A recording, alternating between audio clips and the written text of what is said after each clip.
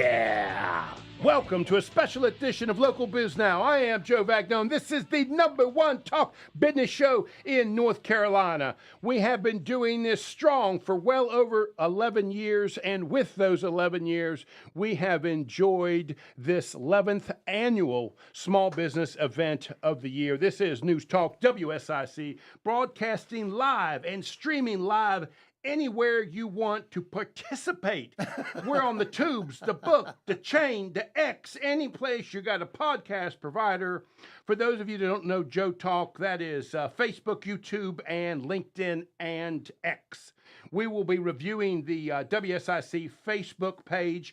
Go there if you want to ask us some questions. I'm going to try and follow that. You can go to WSICnews.com. Again, I am Joe Vagnone, and I am here with many of my friends and community leaders. Most of them you know, but some of them you don't. Sit back, relax, grab a drink, light up a tasty cigar, or for those of you healthy folks, grab an energy drink or an energy bar and enjoy 3 hours of commercial-free live radio. This is a special edition of Local Biz Now, where we hope to be nurturing your mind, body, and finances. Presented to you by Novant Health, My Novant Portal. Access and manage all your health information in one place with the MyChart app. Sign in to your MyChart app account to schedule and see appointments, conduct virtual visits, messages to your doctor, view health records, and more.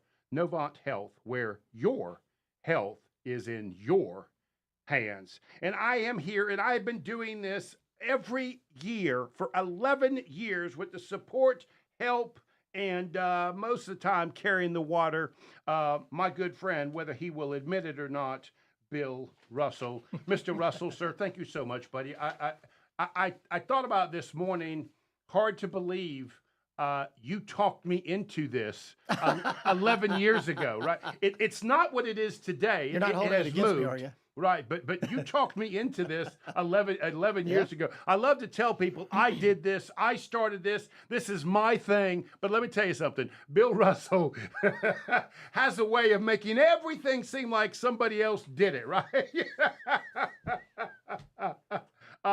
My friend, thank you so much. It has been years, and every year you and I go through this same thing, which is we get excited to put this together. Oh, it's fantastic, yeah. And hearing from our community and business leaders, this is wonderful. And the motivational speakers you've lined up. Yeah, we've had just a great group, and tonight's going to be a great thing as well. So, okay, so for those of you that don't know Bill Russell, I know I have introduced you many, many times. And so I don't want to be boring tonight, because tonight is special. So I went to the Terminator, and I asked the Terminator to create a poem. This is AI, right? This is AI? I call AI the Terminator. Oh, yeah, okay. So I asked the Terminator to make a poem, introduction about my buddy. Are you ready for this? Okay. This is the title of the poem. I remember a poem one time before, and you didn't like it. Well, this is the title of the poem. Bill, oh, Bill, your achievements do shine. Are you ready? Yeah. Here we go. Okay. Ladies and gents, tune in and hear about a guy we all hold so dear. Bill Russell, with his love for dad and mom. His leadership skills, they're a bomb. From Rock Hill to all the villes he strides. In every role he holds the tides. As president of Junior Chamber, he leads with charisma and charm. He heads boards and organizations. He's got the touch. The inner community he does clutch. Kiwanis, that's true, that thing knows you. Kiwanis and Chamber crew, building communities, that's what he'll do. Order of the Palmetto, an honor so sweet. U.S. Chamber Institute, where he brings the heat. A political leadership scholar, that's our Bill. Certified chamber executive, he's got the skill. Bill Russell, oh, Bill Russell, what a sight. Your achievements shine so bright. An inspiration to all We'll always say with you, Bill, every day's a sunny day. So let's give a shout.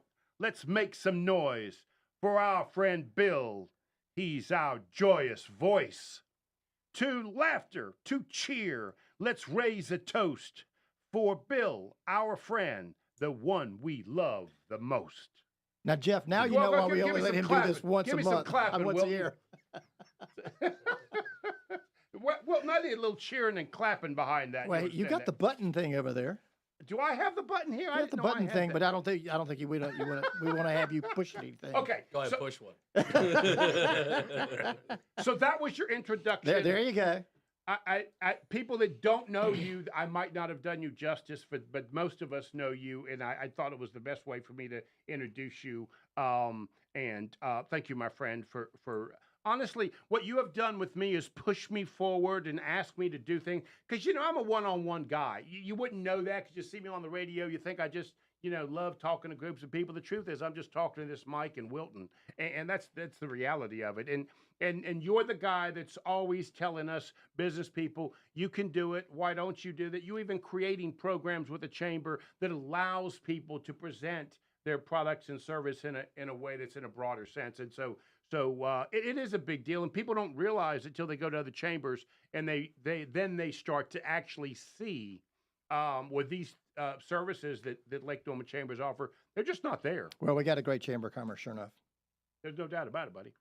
Okay, so this year, he just snuck his way into our lives. I don't know what happened. For 10 years, you and I have been doing this. Yeah. We don't need help. We don't need anybody bothering us. And then all of a sudden, something happened. This guy just kind of warmed our hearts. Do you want to introduce him? No, you go ahead. You want to? No. I don't have a poem for him. He's probably grateful for that. I can't believe that you've been letting Joe Vagnone yell at you for 11 years like this. Oh, my. Okay, whoa, you don't get out that scot-free, okay? That is the voice, most of you know, of Justin Kazepis. Oh, wow. Got it down. Wow. Got it. He is the newest owner of WSIC Radio, headquartered out of Statesville, North Carolina, one of the oldest radio stations in the state. He didn't know that when he bought it. Let me just tell you that. And the first radio station to operate a AM and FM transmission off the same tower. He is 33 years old, which makes him the youngest guy we're going to talk to all night. 34, but hey, who's Justin was the founder of Brookdale Village-based Kazepis Law, which he sold in 2021. Despite his success in law and real estate, Justin decided to move and look for another opportunity, which he chose his passion, which is broadcast media. Evidence of his passion is in his recent award from the Lake Norman Chamber of Commerce, the McIntosh Law Firm Passion to Succeed Entrepreneur of the Year Award, Mr. Justin Kazepis. Thank you for having me. So this is the other cool thing. The very first event I did in any official capacity with a written agreement with Mark Sanger, previous owner of WSIC, was the 2023 small business event. It was like a week in. Literally I signed the agreement, and he says, by the way, next week, Joe Vagnone, Bill Russell, they have an event. You're heading it up. I was like, oh, okay, cool. So made it 1 year. Thanks, guys. Well, Justin, this year you had a lot to do with planning it. We're in your brand new studio. It really has turned out to be just a phenomenal year. It's hard to believe it's been a year, actually. It's funny. I was talking about on the morning show. I joke with Mamie, who's hanging out in the lobby over there. I said, wow, so it's about to be halfway through the year. Oh, wait a second. So Christmas stuff's about to be on the shelves at the store. As a business owner and an entrepreneur, you're always looking for the next thing, but before you know it, the next year comes around, the next quarter, the next month, the next week. How y'all have been doing this for decades, hats off to y'all. Well, just a decade. A decade. I think Not the show Life. I was talking more about Life. You guys are, Yeah, decades. Yeah. I'm 34. You guys are, oh, wait, no, we for, won't do that. For me, it's a lot of cigars. For Bill, it's a lot of bourbon. Yeah, well, there you go. So we've got a great show. For those of you that don't know, we spend all year trying to put this show together so we can present just a little level above what we normally do. And this year we've done that. We always try and bring some top talent in, people from the community that we just really believe in. And there's no exception here. Now, listen, Bill, we're going to fight over this, or you're going to let me introduce him? I mean, Well, you couldn't- say he's your favorite mayor. He's my He favorite is. board chair. I'm talking about Jeff Tarte. He is my favorite mayor. I have been saying that for years. I adore the man. I adore the character. Jeff Tarte is an accomplished individual. He has, for many years, been involved in politics, but people don't realize or remember he is a very successful businessman. 3-term senator, 3-term mayor. Jeff Tarte's political career has been defined by a steadfast commitment to public service. He chaired the Oversight Committee for over 20 North Carolina state agencies. He chaired the North Carolina Cybersecurity Committee, which collaborated with counterparts from over 20 state agencies. Before getting into politics, his entrepreneurial spirit led him to the co-founding of Applied Revenue Analysis, a national health care revenue cycle company where he served as the CEO.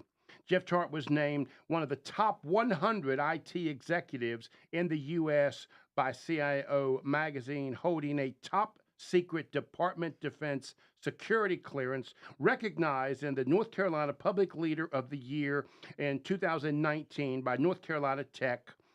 My friend, whether he will admit it or not, is just absolutely one of the most detail-oriented people that has a true care for this community, and I am honored. We all are honored that he is involved in this community, and he is the coming No, he's the current board chair right now. current board chair, my good friend, and the finest mayor I know, Mr. Jeff Tarte. Thank you, Joe. Actually, for the audience, I want them to rate it. Is Jeff Tarte a great mayor or the greatest mayor? But if they just want to go with great, that's okay. Greatest of all time. And I was going to say, if my dad had heard that, he'd actually be proud. If my mom heard it, she'd actually believe it. So Jeff, you and I have been around the block with being on these shows and this sort of stuff. And what I like about you is you keep reinventing yourself. You keep finding ways to participate in the community in a way that is helpful. Talk about that because it's hard to say one thing that I would stamp Jeff Tarte as until I say community leader. So you're saying he's the Madonna of Lake Norman? Is that what I'm hearing? Yeah, well, it just proves you can fool some of the people some of the time. You got me fooled, buddy. No, it's a funny story. We talk about being in small business, and this is a indirect advertisement for our billboard industry. That when we were living inside D.C., and this is 32 years ago, we decided we were not going to raise. We just had our 3 kids; they were almost kindergarten age, the oldest, and we decided we were going to move to Charlotte for a host of reasons. So we came down for 2 weekends in a row, and the last Sunday after lunch, on the way home, we saw a billboard on I-77 that said, "Live on the lake and play golf every day." Not that I do either, but it was a sign for the peninsula. We pulled off. And within an hour and a half, we bought a lot. We've lived here 32 years since, and watched this go from about 10 to 12,000 people in population in the Lake Norman area to now over 200,000. I mean, we used to only place you could go shop was South Charlotte. Now Right. it's all up here at the lake. So I'm curious, when I call you a community leader and somebody who's been in and around, how do you feel about that? Because you just do it, right? Like you're not doing it so Joe will say you're a community leader. I mean, how do you feel about that? Because I can tell your life is just full of choices that put you helping people. Yeah, it's kind of an interesting thing. I would say, something we learned at kind of a graduate school program, exec ed program, was answering question 0. And question 0 is, what do you do? And when people ask, if oversimplifying, I say, I help people solve their problems. And by that, it's really connecting people. It's just you live here long enough, you get old, a lot of different people, and it's putting people together that can. And so people ask, who can help me do this? How do we solve this? And it's not, I don't have the answers, but I generally know at least possibly who might be able to help you. Right. So, And most people don't know this, but when I first met you, I knew you as a CEO of a very impressive company. Now, when they see you as this community leader politician. I don't think they get it that you know a few things about business. yeah, it's funny because I ran an international business. I was a partner at Ernst & Young for most of my career. So you think about being a partner in globally the third largest corporation that was a $45 billion enterprise that employed 350,000 people. I had clients in all 50 states and 5 foreign countries. So, and now I just take out the garbage when my wife tells me to. Joe, I said earlier today on Town Talk that I always thought the Lake Norman Chamber of Commerce, at least for the last 20 years, had been tremendous at advocacy and being the voice of business. And then we brought Jeff on board, 3-term mayor of Cornelius, 3 terms North Carolina senator, and he became public policy chair. And the relationships that he had built in Raleigh and in D.C. Really right now are really paying huge dividends. And now, of course, the chairman of the Chamber of Commerce. But advocacy is a large part. A lot of people don't join the Chamber of Commerce necessarily that we're the voice of business. But it's important if you're going to get a rezoning request or you're weighing in on a healthcare issue or road improvement projects, that the Chamber of Commerce be able to go to Raleigh and be effective. And a lot of the reason we are effective is sitting across from me. You know, Jeff, Bill and I, he sold me, right? He's now my mentor of politics, right? But I'm his mentee. But for years we would fight about this because as a small business guy, I don't want to have anything to do with politics. I don't want to get involved. I don't want to have to deal with this. No, I'm not getting on a van and going to Raleigh. I'm not going to do it. But you have to. And there's people that do, and it's appreciative of the people that do. And, they say it's a thankless job. I tell you what's weird. 85% of the people you run into will thank you and say, appreciate you doing this. People don't realize in Raleigh, as an example, with all the discourse that goes on, and it's usually social issues, each side of the aisle can't talk to each other. Last year, there were 1,600 bills that were put forward in the long session. 10% of them passed, 169 bills. Of those that actually passed, 85% of them passed with unanimous votes almost across both aisles. It was 19 bills out of the 169 that were split down party lines is all. Now they get very contentious. They're abortion, gun rights, those types of issues. But the rest of it's just doing the business of the state, for goodness sake, or the town or whatever. And you need people to get involved that are willing to be involved and bring some skill sets to the table. So I'll tell you, guys, I'm going to tell you a story about Jeff Tarte. Years ago, I turned my screen-in porch into my smoking room. We call it the lodge, right? And 5 or 6 of my buddies, that's where we go and smoke. And so one day, my buddy comes in, and literally, I can see tears in his eyes. I said, dude, what's up? He said, man, his wife was a teacher. She was on disability, and she couldn't get in touch with the labor department that she needed to make sure insurance was intact tomorrow. Because without it, she had MS. Without it, she was not going to have insurance, right? She couldn't get in touch with somebody. She didn't know what to do. He's like, Joe, we've been trying for months. I don't know what to do. What do you think? I said, man, I don't know, but let me just send a text to my buddy Jeff Tarte. He said, who's he? I said, well, I believe he's a bigwig up in Raleigh. Let's find out how bigwig he is. Well, at least bigwig in his own mind. I sent you a text, Jeff. Hey, buddy, here's my friend. Here's his wife's name. Can you help? I kid you not. Before I finished that cigar and before my buddy lit his cigar, his wife called and said the department labor had called her and told her everything was taken care of. And I'm telling you, he literally was just as appreciative as he could ever be for that. And that's when I realized, whoa, Jeff powerful. No, here's the matter. This is advice for all business folks, people coming out of school and throughout your careers. You remember the old Rolodexes, right? We have our contact list. But I collect one thing from people, their cell phone numbers. You would not believe when you meet whoever it is. You could meet the CEO of Exxon, the governor of Idaho. It doesn't matter. This, a small business owner of a window shop. do you mind if I have your personal cell phone number? 99% of the time, they'll give it to you. Keep those relationships, keep those contacts, as you never know. And those are the people that get things done. Joe, Well- somebody who's been very supportive of small businesses is Tom Tillis. I think we have a Yep. message for Tom coming up, right? You're absolutely right. Wilton, are you ready for this introduction? You want to run it? Run it, buddy. Hi, I'm Tom Tillis, Senator from our great state of North Carolina. Thank you to the Lake Norman Chamber of Commerce for honoring our local small businesses with a week-long series of seminars and events, as well as honoring the most outstanding small businesses in the Lake Norman area. This evening is the signature 11th annual Small Business Event of the Year, created by the Lake Norman Chamber of Commerce, Joe Vagnone, and WSIC. Small businesses are the foundation of our economy. With almost 1 million small businesses in North Carolina employing 1.7 million North Carolinians. I know the past few years have been tough for so many of you and your employees as we battled COVID-19, high inflation, and high interest rates.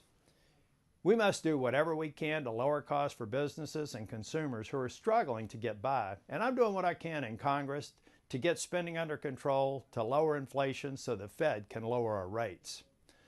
I hope you enjoy this evening's keynote speaker, 2023 Business Person of the Year, Joe Olsen, my friend, and the rest of tonight's lineup of accomplished speakers, including my good friend John Bradford.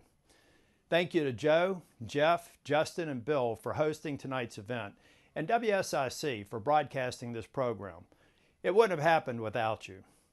And a personal congratulations to Justin, who was just named the 2023 Entrepreneur of the Year. Thanks, and I hope to all see you all back home very, very soon. You know, I'll tell you something. Tom Tillis has done this introduction for us, Bill, for 8 years. Just about, yeah. Whenever we call, he steps up. Yep. And we thank him for that. And everybody listening should realize that anybody that's on this show today, remember them when it's time to vote, because they do support small business.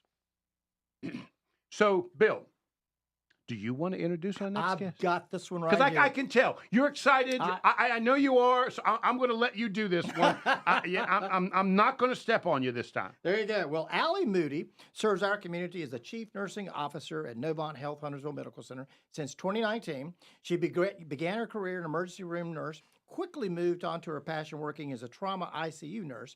She's also been a flight nurse and an ECMO specialist. She completed her BSN at UNC Charlotte in 2004 and a Master of Science of Nursing in 2013 from Gardner-Webb University.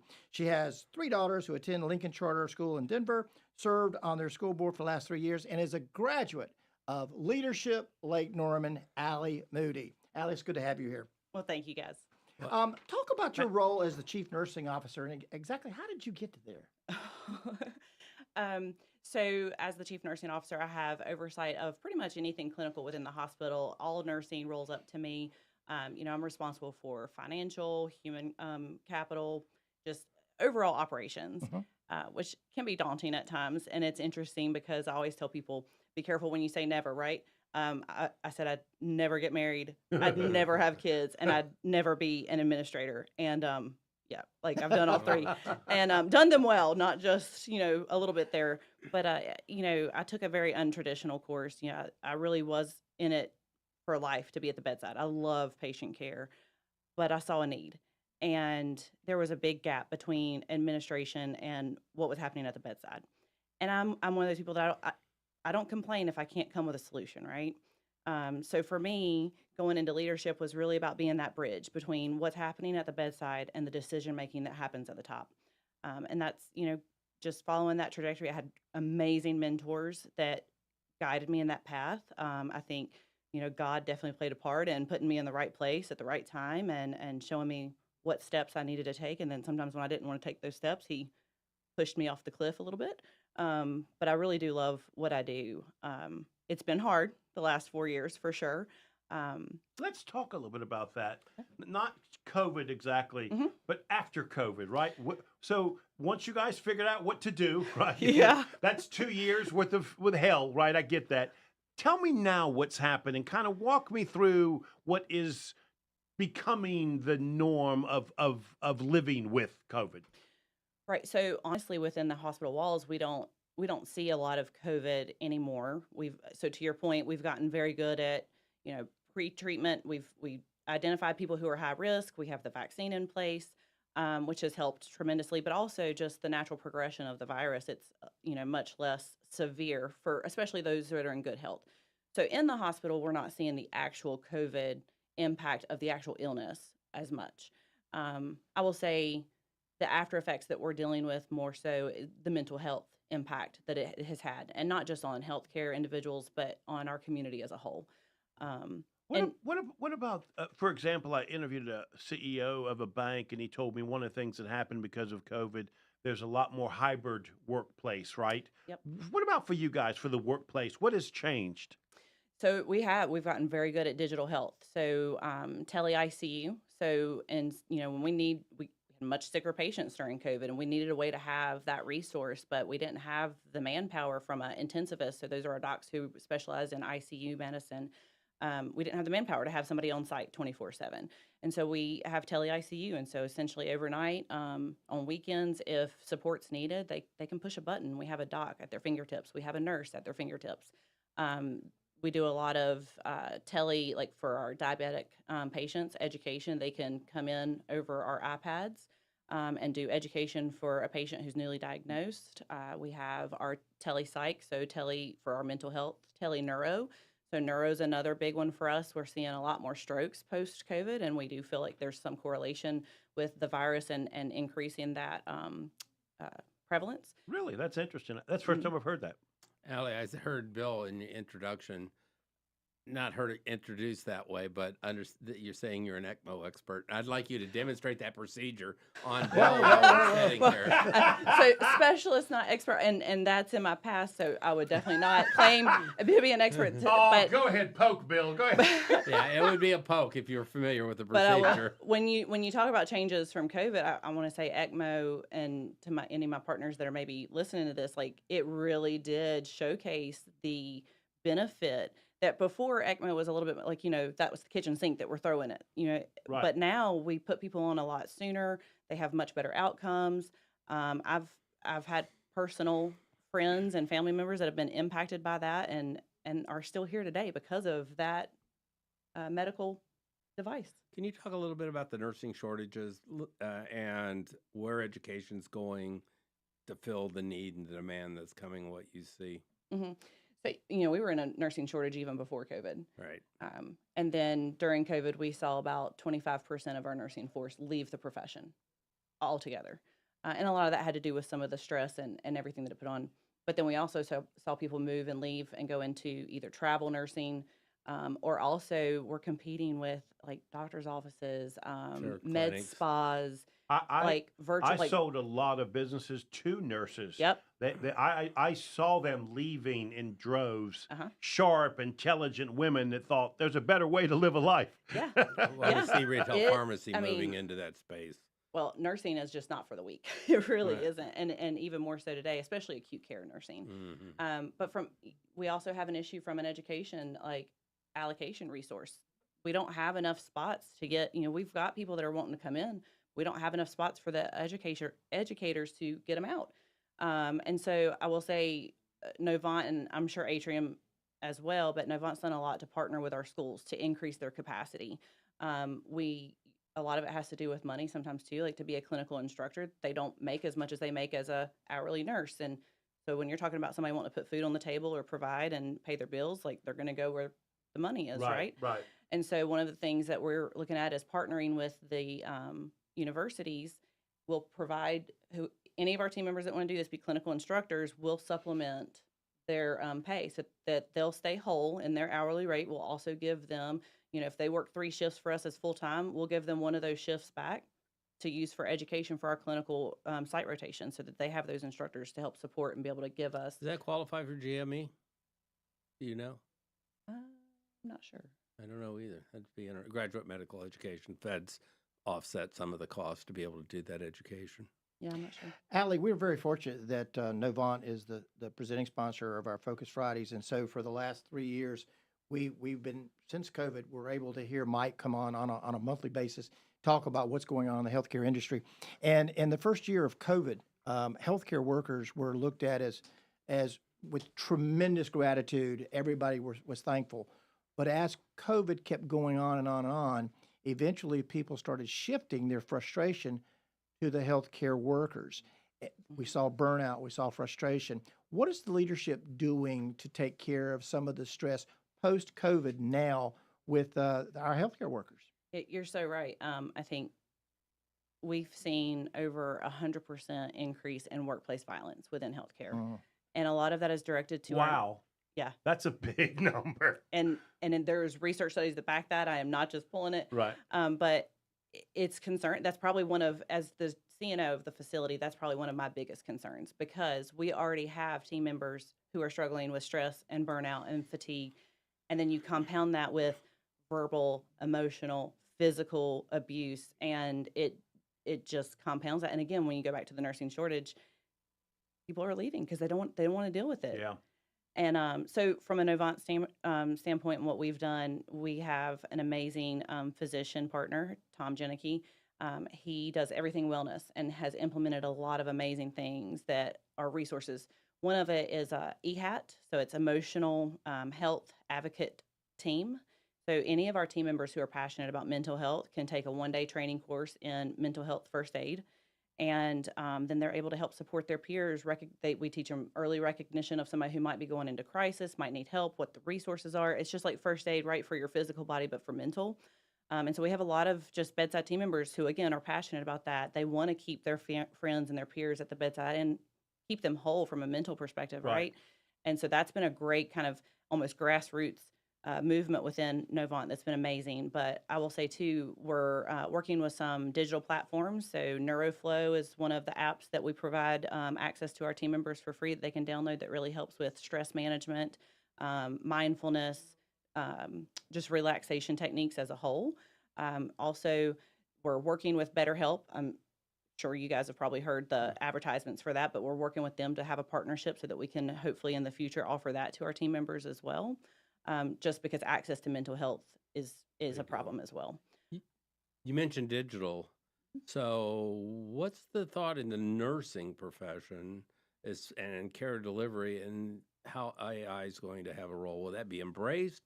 Will that be pushed back against? And how do you see AI being utilized to the benefit of patient care? So we already use a lot of AI. Mm-hmm. And I probably won't even be able to speak to everything that we use that has AI components to it. One of them is embedded within our radiology software, and I'm probably not going to use all the right terms, but it can assess anomalies within scans, and it'll highlight it to like with a green shade or whatnot to really draw our physicians and our radiologists' attention to it. And, so before you're using, humans and our eyes, and we're human. And now And you don't want to use my eyes. Well, and so sometimes too, when you're like, I'll take a brain scan, for example, there might be just a pinpoint abnormality, but it has huge impact on what deficits it creates for patients. But it could be easily missed depending on how the clarity of the scan is, the positioning of the patient, whatever. So this AI can actually find that, highlight it, and draw that radiologist's eye to it, so it can be assessed more thoroughly. Well, you see it in mammograms, right, with thick breasts and stuff where you can't see things. Yep. That would help. Even outside of radiology, we have a software, whatever it is embedded within our EMR, so that's electronic medical record, and it creates or spits out what we call a deterioration index score. And so it'll predict if your patient is going to potentially have a negative event in the next 24 hours. Wow. And so then it draws the attention to the nurse to say, hey, you might want to look at XYZ a little bit more closely, or you might want to ask for, some more scans, blood work, whatever the case may be. But it really can kind of move that patient to the forefront, right? And so that's on our priority, it's on our radar. Not that our other patients aren't. Sure. But again, sometimes some of our patients need a little bit more attention depending on what's going on. But it pulls from all kinds of data sources within that EMR, even from just nursing documentation that they're typing to create that score. Allie, what you did was just define why this show was titled Nurturing the Mind, Body, and Finance, because we really do need all of those working together. Thank you so much. I want to just highlight that Novant is the presenting sponsor of not just this show, but all of Small Business Week. And so we thank you. Focus Fridays. Junior Leadership Lake Norman, Leadership Lake Norman, our Focus Fridays. So we really appreciate the support of Novant Health, Huntersville Medical Center. Well, thank you. You guys make it easy to throw our support at you. We love it. Thank you, Allie. Thank you so much. Thank you. Thank you for what you do in the community too, taking care of people. I really appreciate Tough that. profession and good stuff. It's a calling. It 100%. And there's not a day goes by that I don't appreciate that I have that calling, that I'm there. I can tell, Jeff, she really likes this. You know, like I cringe when I get ready to have to even drive by a hospital, and I can tell she really likes this stuff. You understand that? Indeed. Yeah, you really have to, but I do. I love what I do. Thank you so much. Thank you, Thank you. Allie. So Bill, when you and I were putting this together, and we thought about Jeff, because I know Jeff knows the healthcare industry well. He's married to it. That's right. That's right. And delivered one or helped create one. My daughter. And the truth is that the modern day business person has to think about their health, has to think about their finances, has to think about their mind. This holistic approach to business. Jeff, it used to be we would kind of laugh about it, right? Yeah, right. Yeah, you know, rub a little dirt on it, right? But now we realize it does put us at our peak if we are thinking of all of these things at the same time. It impacts productivity, and think about the cost of operating a business. Healthcare, after the actual labor cost, your healthcare costs are your second largest expense in a business, typically. You know, it's a quarter of your business expense. Right. Okay, Bill. Now, this next guest is evident of why this show actually brings up the level of person that we want on our small business signature event. Would you like to introduce him? Absolutely. I've really gotten to know Joel and really have appreciated spending time with him. Joel Olsen is O2 Group Ventures, and he was named the Business Person of the Year for 2023. 2023. Some celebratory, some fanfare. Something. You got the Wilt. button over here. You got to figure out how to work this button. Well, do I got a button I can press for some clapping and cheering and that kind of Yes, stuff? if you know which button to push. You would probably push the fade back. But anyway, Joel is the CEO of O2 Group Ventures, focuses on profitable ventures and sustainability. And he operates several other businesses, include Sunrays Farms, Adaris Energy, the Montgomery Sheep Farm, Lowville House Inn, and I think that's in Whoa, do you ever sleep? Asheville? Isn't that in Asheville? Boone. Oh, it's in Boone. Oh, that's Justin territory. Our early entrant into the solar industry and helped shape the state and federal clean energy policies that made North Carolina the second largest market of installed solar by 2018. Joel Olsen. Joel, there you go. Yeah. Joel, you earned that. You deserve that. And I apologize I couldn't get it to you sooner, but, you know, it's Wilton. I mean, what can I say? Joe, when Bill Russell said he wanted to put you on this show, I said, whoa, this is a special show. That's right. This isn't just for anybody. And then he read me some of the stuff you did, and I stopped him halfway through. Okay, no problem. Right? So you are a quiet entrepreneur, right? Walk me through how you got started. What did your life look like? You don't have to go back to 1962, but kind of walk me through what your life looked like that clearly you started operating small businesses. Well, you know, I grew up in Charlotte, one of the few, and went to Myers You're Park. that guy. I'm that guy. I'm the one guy in the neighborhood who's from Charlotte. But graduated from Chapel Hill and spent a long time abroad. So I was out of the country for almost 18 years in Japan and in Norway. And What were you doing there? Well, in Japan, I had studied Japanese at Carolina, and I worked for a small government office, reported to the mayor, and we were working we had a new international airport. They needed a translator, and there was a sister city relationship. So I was working in local government, lowest on the totem pole, at 22 in the middle of a rice field in Hiroshima Prefecture in Japan. So that was lonely. I learned a lot. And then moved But that to says something about you that you even wanted to do that. Well, I know Norway changes and fixes the loneliness issue. It does. I ended up getting married, having 3 kids there for sure. But yeah, I moved to Norway. It was a wonderful opportunity to work for a company in one of the highest wage markets in the world, which is why I've never believed in outsourcing things to China when, I've seen that we've manufactured electronic, products in Norway and been worldwide competitive. So, this idea that you can ship everything somewhere else and get it made cheaply, I think is maybe a little bit of a lack of industriousness and innovation rather than doing the smart thing. I think we should try to make things here. And I've seen evidence of that in Norway. But in any case, that's where I got involved with solar energy. And I saw this company that was 5 minutes from my house, and the CEO opened the door when I was actually knocking on doors to find a job close to where I was living. And I was just amazed by the fact he sat me down. He's like, "Yeah, we've got 6 years of orders for everything we can make." And he says, "I got Sharp, the Japanese company Sharp, knocking on my door. They have been for 3 years. We just don't have capacity. The only thing stopping this company from growing is making more factories." So that's when I kind of had a kind of realization that, there's a market out there for something different. And I've always been interested in renewable energy. So that got me started, and that kind of eventually led me to Cornelius. 2008, moved here with the family, and my wife is from Norway, and so one requirement was we had to be near the water. And You could live with that. that was a good decision. As a kid, we'd come up here for the reggae festival, which was just magical, a fantastic event in the 90s or 80s. But anyway, so I came back. So what made that move to multiple businesses? Because most business people that I know, they want to focus on their primary core business. It seems like you find yourself wanting to have multiple businesses. When did that happen?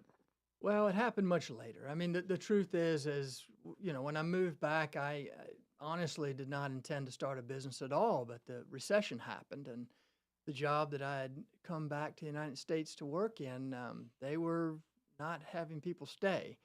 And they certainly didn't want to pay Norway pay. That's right. That's right. And so I found myself without a job. So the next day I started one. And that's, after being gone out of the country for so long, I was nervous. I had no idea, how to run a business in the U.S. Okay, the 64-cent question. You start the business. How long before you generated revenue? Because my wife I used to tell her when I started a business, said, "You need to now go get a job." And I said, "I have a job. I just don't have any income." Right. I was super lucky. I had a large engineering procurement construction company that we call EPCs in the energy industry, a company by the name of Pike Energy that basically contracted me out as a consultant. So it kept the lights on until I was able to develop our first project. And it was great. I was lucky. I mean, you got to remember there was a lot of people out of work. Real estate was, in the toilet. Well, I think we all should have bought some more real estate in 2010. Especially on the water. Oh my goodness. But it recovered, and luckily, I was able to succeed, with the help of a lot of people, including Senator Tarte here. And so what I found is, I developed solar farms, right? We developed, owned, and operated these large solar fields, basically, that generate electricity and sell the power to utilities. And after a few years of doing that, I noticed that companies were either mowing or they were chemically mowing. You needed a ground crew. You needed a ground crew. But, this idea, chemically mow, you know what that means? You spray everything with Roundup. Right. Which is Environmentally unfriendly. My wife was just like, you got to be kidding. So, a lot of areas they chemically mow. So she said, why don't we see if we can engage some of the local sheep farmers and give them more pasture. At the same time, we can keep the grass cut so it's not shading the solar panels. And that's how Sunrays Farms was started. The first time we did it, there was a 24-year-old young man living next door who said, I want sheep. So we bought 14 sheep. He put them on our solar farm. 2 weeks later, the neighbor's hunting dogs ran underneath a hole in the fence and killed them all. Oh, wow. Really? So that was kind of our first iteration, and we learned very quickly to not leave holes in the fence. Is that a workers' comp claim? It should be. He was compensated, I will say that. But we've learned so much, and it's just fascinating to combine kind of this idea of farming and clean energy generation on the same land. And talk about Sunrays, because some people may not be familiar with it right here in Cornelius. Talk about Sunrays Farms. Yeah, well, we've kind of headquartered all of the businesses out of Cornelius, and we were super lucky to be able to partner with Aquesta Bank early on, which is now UCBI. But they really facilitated our growth, in multiple companies. But Sunrays is located here. We have the grounds maintenance operation, which is the sheep that eat the grass, right? But we also have Sunrays Foods, because once we had all these sheep that were eating grass, the farmers were asking us, hey, can you provide us a market? I don't want to, the longer you keep a sheep on the farm, when it's ready to go, the more expensive it is. Oh, interesting. So we started Sunrays Foods to provide a market for all these farmers. We had 22 of them across the state that were generating, a commodity, right? A sheep. And they said, can you help us turn this into a value-added product?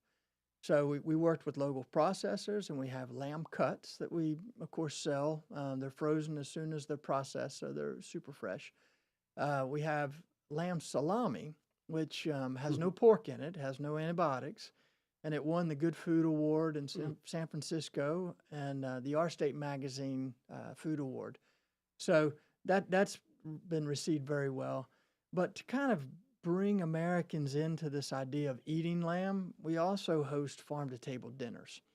And so we've worked with some local restaurants, but we invite people out to our largest farm, and they can actually sit outside in one long table, have kind of a wine dinner with lamb or a lamb dinner with wine, either one, and get a tour of the farm and see kind of the whole, what we call agrivoltaic experience.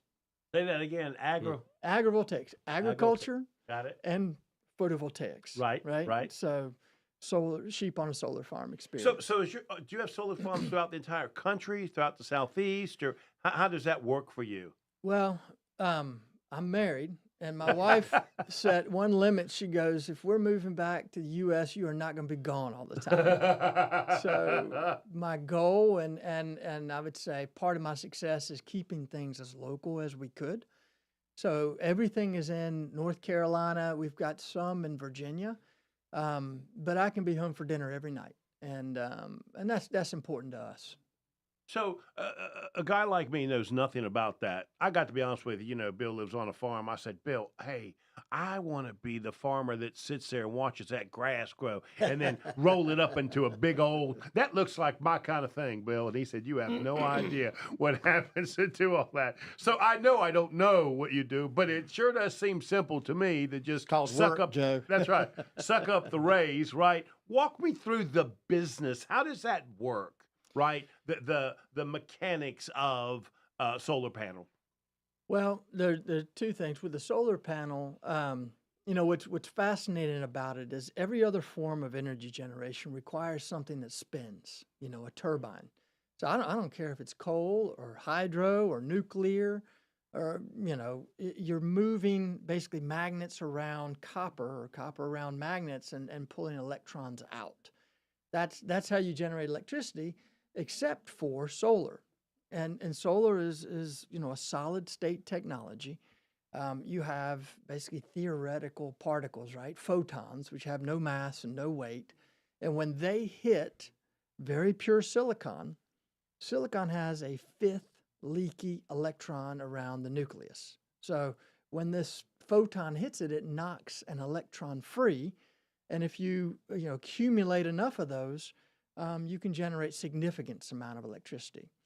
So, one more question. Yeah. how do you move it where you want to move it to? Now, this may be simple for you, but for a guy like me, I'm curious to know how you take that energy from that farm and then send it to Duke Energy or whomever so they can sell it. How does that work?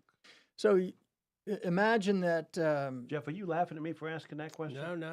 I send mine in an envelope every week. Yeah, exactly. No, every solar farm has an interconnection to the local distribution line, that serves a Right, smaller, right. like a local area. The larger solar farms, which we have not done, but we see, are connected to a substation, which then goes onto a transmission line, and that power can be sent 50, 100 miles away. So Interesting. Kind of like what's behind CVS. Got it. Joel, you've also been very involved on the transportation circuit, and recently we've heard a renewed interest in the Red Line. We've had a presentation at the Chamber of Commerce from Katz. You certainly had a perspective with me. What do you think about what's being proposed in terms of the rejuvenation of the Red Line idea? Well, I'm very interested in the Red Line because if you think about it, the line that goes north from the city is really reaching out to the rest of the state. Whether you are coming from Southern Virginia, Mount Airy, Asheville, Statesville, Winston-Salem, Hickory, you are going down 77 to get to Charlotte or to get to our airport. And, our airport now, we're slated to have more than 60 million passengers go through the Charlotte airport. Without our airport, both Mount Airy. states, we become Mount Airy. Right. We really do. And We it is do. so important to commerce, to business, to economic development. And so I just think the Red Line has a huge opportunity to not just connect us to the Charlotte Gateway Station, but specifically to connect us to an airport terminal. And this goes not just for North Mech, but anyone driving down 77 to be able to park and hop on a mode of transit, which, and don't let me stop here, is not going 25 to 30 miles an hour, but a mode of transit that is as fast or faster than driving. You know when you're going to get there. You don't have weather. You don't have traffic jams. So, And you can concentrate on something else, Get other reading work or done. relaxing or whatever. Or get work done. Yeah. Yeah, whatever. or get work done. But the key, I think, is you look at the traffic and the reduction of productivity caused by that traffic, as well as the emissions. If we could take those cars, have them park, and then get on a mode of transit that's faster than if they drove and more convenient, then we've got a real chance to achieve some of the city goals. Right now, 78% of the vehicle trips in the Charlotte area are single occupancy vehicles. So if we want to just improve that to 50%, which is the goal by 2040, we've got to do something. And the biggest point here is what we don't want to do is invest in something that looks backwards, that would have right. been new technology in 1920 or 1950. We need to do something modern. It's got to be convenient. And by all means, it has to be fast. Otherwise, I think the ridership will be low. And we've got a unique opportunity with this Red Line. And here, it's going to be extremely important to the whole Charlotte airport region to access all those people from the rest of the state coming down 77 to get them to the city center and to the airport. So I'm excited about it. Here's one thing that people don't realize too, I think, and it's at least this number, and it's probably changed because this is at least 10 years old. We have people that come from over 15 counties every day to go to work in Mecklenburg County, at least 15 counties. So you think about a transit system that can move those people. Can't do it all by cars. Can't. And Can't. efficiently long term because we get the congestion that we're creating now. Well, we've all kind of seen Atlanta, and just adding lanes is not going to solve the problem. So, again, 78% is one person in a very large vehicle driving. Even if you got, half of that number, two people in a car, that would reduce the cars by half. Right. So 3 or 4, and that's why, the new solutions that are available, there's something called microtransit, right? So it's still transit. It's just you're not waiting for a bus of 50 people to fill up before you leave. So you get 3, 4, 5, 6 people, you just keep cutting down that single occupancy vehicle number and increasing space on the highway for those who remain. So, I'd love to talk more about that solution, Bill, if you want to ask me. We've got about one more minute before we've got to change out, but I want to ask you about one other thing. You jumped into the accommodation business too, and you've got the is it a bed and breakfast in Boone? It's the number one bed and breakfast in Boone. I was fixing to say, and it's gotten some accolades. Share a little bit about that. Well, when it's from 1875, so it is now the oldest home in downtown Boone. There's 11 acres around it, and when we bought it during COVID, we basically stripped it down to the studs, we re-insulated it, we put in the most efficient air conditioning, and then we put in a solar-powered microgrid. So we generate our own electricity on property. We have 6 Tesla Powerwall or batteries.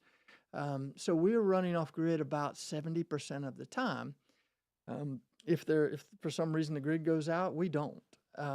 So we've won the Sustainable Energy Project of the Year. Would you be like LEED's gold level, or we have not paid for that rating, Jeff, but we were lucky enough to get North Carolina's Sustainable Energy Association's Sustainable Energy Project of the Year award, and the Sustainable Tourism Award from the local Boone Chamber, and the highest rating you can get from North Carolina Green Travel. So it's sustainable, but it's also very luxurious. Did you buy it because you wanted to put all of these sustainable energy into practice there, or was it a passion that you just wanted to have the bed and breakfast? No, I wanted to make an example that not just I can do this. This can happen. That not just the choir, not the people who support this would see. With a bed and breakfast, you have people of all stripes, all political persuasions, and they come here and they say, that makes sense. This is not a political issue. This is an economic, common sense issue. So I love that opportunity to expose kind of this to a variety of people. So the last question I have is the Cotton Patch facility energy independent? Yes, it is. All right. But only about 55%. And my last question, do you drive an EV? Yes, I do. Okay, I would imagine. There you go. Whoa. Joel, they're looking for a reason to pick on you. No, it's the best car I ever had. It's my own pickup truck. So. Is it a Tesla? It is, but it has more room than our pickup truck. It's amazing.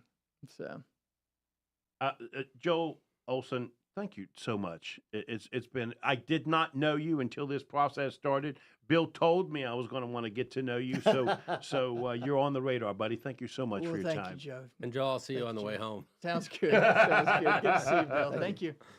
Thank you. Real quick, guys, I'm interrupting you from out here in the producer's booth right now because you guys do a radio show every week. We have to stop for station ID pause. You know how this works. The FCC, they issue a license. Yes, sir. And we're going to have to do it. Do it, buddy. But do it. No. But here's the problem. I didn't cue you up right at the top of the hour. I just kind of interrupted you right now on the radio. So this is just me messing with you because of 11 years of you doing the show. I don't feel like enough people have messed with you. This is the problem. This is payback. Payback. Bill, I was just getting ready to say, I think he's messing with me. That's what I feel like, Bill. But he has an opportunity. He does. Hey, he owns the place. He can do what he wants. All right, well. And he reminds me of that every Monday, you understand? We're coming up with Gilliland anyway, so Jeff, thank you. It was a pleasure. That was an amazing Jeff, conversation, by the way. Thank you, Senator Yes. Tarte, for coming. That was fun. phenomenal. We got Thanks, Tracy buddy. and you back Thank you in very here. much. Anytime, of course. See ya. So what we're gonna do is we're gonna fire the station ID here in Okay. about less than a minute, and then we're gonna play this inspirational message from Yes. Steve Gilliland. If you would real quickly, Joe, Yes. let us know about that. Okay, so you're saying I got about 30 seconds or so? Yeah, maybe give or take. Let's see how you okay. do. Go ahead. You got it. Motivate your employees with Steve Gilliland, a strong supporter and friend of WSIC and Local Biz Now. Steve Gilliland is a member of the Speakers Hall of Fame and an honor bestowed on only 227 men, women worldwide. Each speaker recognized him as the top 10 motivational speaker in the world. How am I doing? Wilton? Because I got more to say about Steve Gilliland. Hold on 1 second. We're gonna fire. Go ahead. Serving you better than ever before. WSIC, Statesville, W290DK Mooresville, W264CU Statesville. Now, Steve. That's it. That's all you wanted. You picked on me for that little. I could have done a better job, Wilton. If you'd have told me what to say, Wilton, I could have done. Well, I probably would have messed it up, but I could have tried anyway. Mr. Justin, you and Tracy come on and So I want you to run the Wilton. I want you to run the motivational bites when you're ready.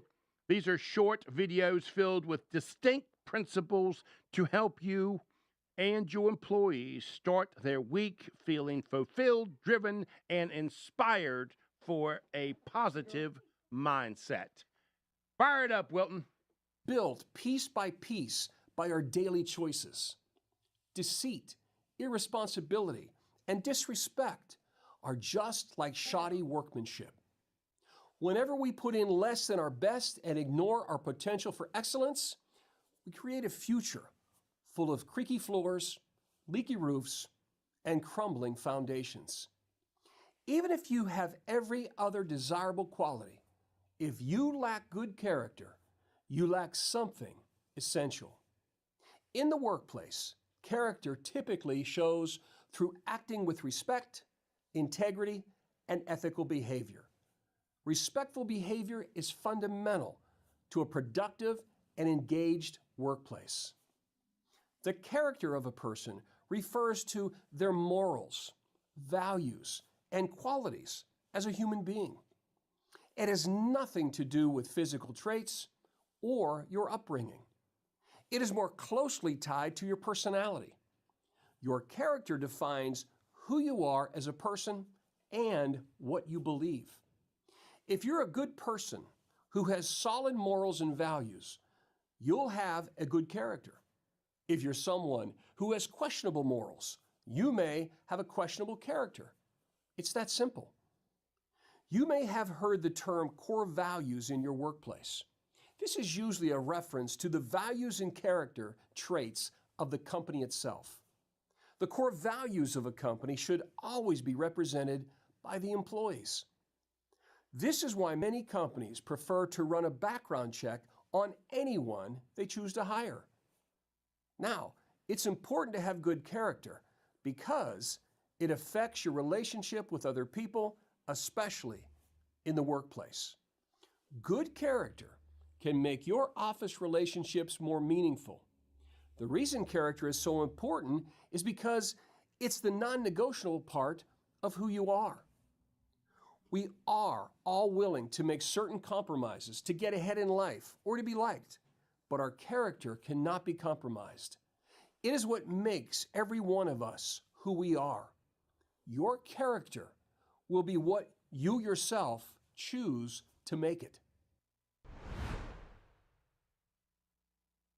Steve Gilliland, he is a Hall of Fame speaker and a dear friend of WSIC and Local Biz now, and we thank him. He's been with us, and Steve Gilliland's been with us for 5 years or so. Whenever I call, he's right there. He was back in the old days of actually having the luncheon at Peninsula Club. That's correct. That's absolutely correct. He was one of, I think he was our third or fourth speaker.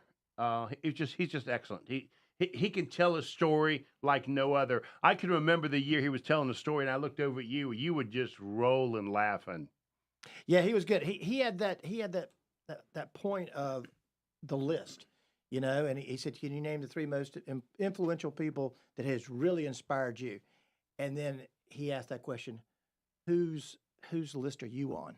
Yeah, who have you inspired? Oh, wow. I have a question. profound. If you guys could tell me a story. Joe, when did you fall in love with flowers so much? Because this studio is decorated with flowers more than it's ever been in its entire life thus far. Wait Those till of you you see the that- insects tomorrow.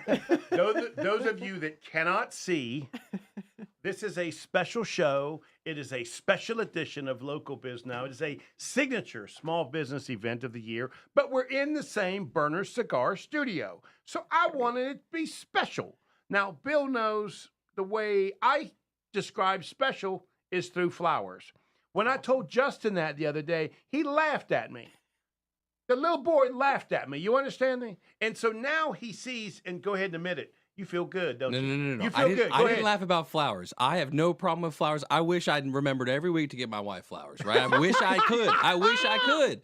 But you have like 26 sets of flowers, and that's the difference that I laughed at. I wanted to make sure every camera view had at least a floral arrangement in the shot. And see, I say it in jest because, Joe, you really do have a phenomenal mindset and perspective on business, given what you do in your day-to-day of being a business broker and transactions and all that stuff. One of the things that's important with all of the businesses you interact with, mental health. That has got to be one of, especially in today's day and age. Think about the world right now. That literally has to be on the front of everyone's mind.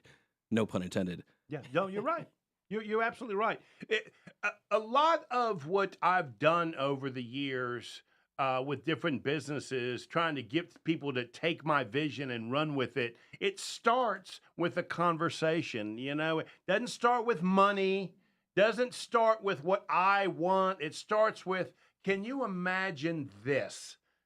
And if you like that, let me tell you how we're going to get there, right? And so for me, I feel that way when I have flowers. And the smell in the room, it feels good, by the way. And they're pretty. They're pretty. And they're pretty. Awesome. Speaking of pretty, And as one salesman to another, I do get it. speaking of pretty, speaking of mindset, speaking of vision, speaking of one of my favorite people on the planet, Tracy Alston. I didn't have to say her name because everybody that knows me knows that I love Tracy Alston. Maximize the brain, empower the mind. That is Tracy. Tracy is the founder and owner of New Mentality PC and the founder of Mental Edge Fitness Solutions, a mental fitness service provider offering customized programs to optimize brain performance. She is a licensed clinical mental health counselor, a mental fitness consultant, a certified clinical trauma professional, and she's a board-certified biofeedback and neurofeedback by the Biofeedback Certification International Alliance, BCIA. Tracy is also a graduate of Wake Forest University, in Winston-Salem. Tracy earned a top academic honors and Bachelor of Arts degree in psychology. She attended Wake Forest on a full athletic scholarship, playing 4 years in the Atlantic Coast Conference as shooting guard and small forward on the Wake Forest women's basketball team during her basketball career. She also received the Distinguished All-ACC Defender Award. Almost done, Bill. She also holds a dual master's degree in community agency counseling with school licensure from Lenore Ryan University, where she also served as the assistant women's basketball coach. I could say more, Justin, but that's all the time I knew we were going to I'm have. tired Missy. right now. You're I had a sandwich, and now you just read me my bedtime story, basically, because now I feel so at ease and comforted knowing we've got anything short of an expert or guru. That's it. If you want to know it, she got it covered. Well, and Tracy and I have only had a couple chances to hang out, and this is going to be this. Now I'm going to do the salesman thing. We were chatting a lot and said, let's bring the show back because this stuff is so important. This stuff is so vital to life and community at a micro and macro level. Yes. Yeah. Tracy, you got to share the story you were telling me was just amazing. How you got into this? How did mental health start for you? Yeah, well, first off, I just want to say thank you guys for having me. I just love you. I really, really do. Anything that Joe's a part of, I want to be a part of. He got me started in this whole radio space. I'm his mentee. Tracy, one of my mentees. Yes. But as you guys have already said, my background as a licensed mental health professional, we have to do what's called continuing education credits each year. And I happened to be at a conference in 2010 that I can remember like yesterday. A veteran walked into the room as our guest speaker. He was diagnosed with post-traumatic stress disorder. He was on 36 different medications, several suicide attempts. At the time when he was speaking to us, he was down to 5 medications, reintegrated back with his family, and his mission was to go around the world sharing the news of bio and neurofeedback. And so that was my first introduction. I remember sitting there because I had been doing counseling, traditional counseling, from that point forward. And I remember sitting across the couch from people who had tried several modalities of therapy, whether medication management, outpatient, inpatient, whatever they needed. And it seemed like oftentimes people were left short, feeling like this is not enough. I'm not doing enough. Something's failing. And when I heard his story, I'm like, oh my gosh, where is this? How do we learn it? What if we got more information about the organ that we're treating? Especially as a mental health clinician, I'm still blown away that oftentimes we're diagnosing, prescribing, and we've never looked at the organ that we're treating.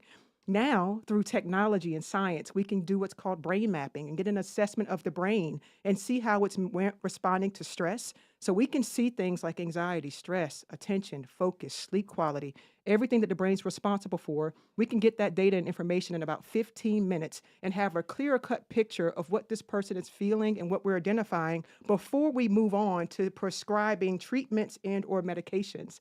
So that's been a game changer for the work that I do. And not only did I learn about that from a clinical mental health perspective, as a former college athlete, I went on to learn that peak performers all across the country were using this technology for decades to gain their mental edge. They were looking at that. How do I optimize my brain? How do I stay sharp? And so that led me to opening up my second company, Mental Edge Fitness Solutions, where we're providing mental performance training and bio and neurofeedback to people that are wanting to stay sharp, remain sharp, and take care of their overall mental health and wellness. Justin, you don't know anybody better than Tracy. No, because it goes deeper. This is the thing; it goes deeper. So me, Tracy, there's something about me.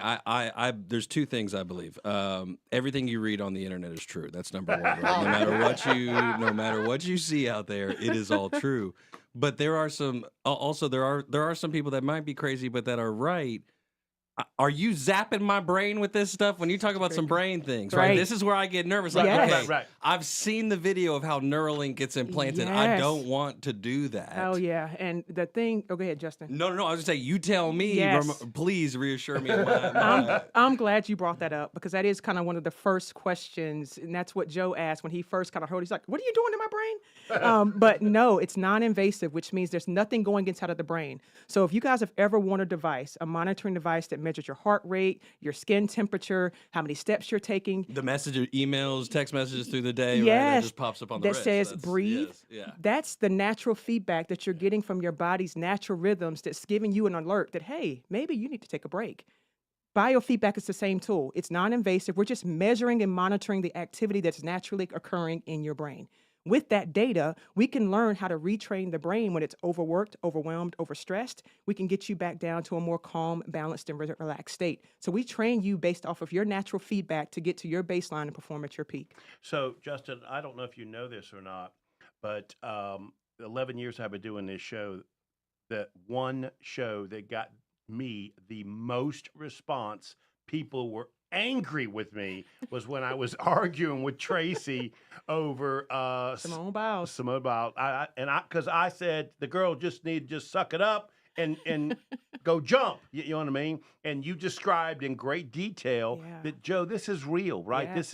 This is a person, a peak athletic professional, person, yes. a professional that knew Yes. she absolutely was mentally not ready. Absolutely. And that took me months yeah. to get right, to understand that old school feeling that I had. So I don't see a Band-Aid on it, so I don't know that it's really there. Right. Can you talk a little bit about that? Because Yes. everybody else doesn't see Yep. that the scrape, the scar that is mentally there that makes me perform weak that day. Absolutely. That's one of the biggest things, and one of my biggest missions is really to provide more insight on why mental health is just as important as physical health and just as important for us to really begin to train.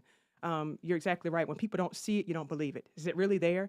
Absolutely, it's really there. When you think about the wear and tear on our physical body, so oftentimes if we think about it like that, it becomes more clear. When you think about if you go days, weeks, months, you haven't exercised, we've just eaten crap all the time, you're going to feel lower and sluggish. It might not be that day, but down the road, you may have a diagnosis of heart disease, diabetes, have a heart attack or stroke. Something might pop up. That's kind of that check engine light. It didn't just happen overnight. You were wearing out those organs over time. Think about mental stress and fatigue in the same way. Every single day, each and every one of us is carrying a load that nobody else can manage for you.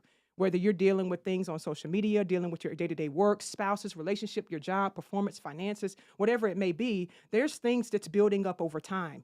You might not know that your foggy brain and you're fatigued, you're overthinking, you're staying up at night, waking up at 3 and 4 o'clock in the morning. That's your check engine light going off that, hey, whoa, maybe I need to slow my system down, get a little reset before it gets to a place where I'm now clinically diagnosed with something like anxiety, depression, trauma, and on and on and on. This stuff doesn't happen overnight. So my training and what I would like to be able to teach are preventative measures on how do we teach mental toughness and mental resilience. Because if we can train that organ just like we do our body, it's not about not allowing things to happen to us. It's about being more mentally equipped to handle the challenges that will come. Tracy, I have a question, but Joe, your flower petals are falling all over my papers. But Tracy, See what you started, okay, Justin. okay. See what you started.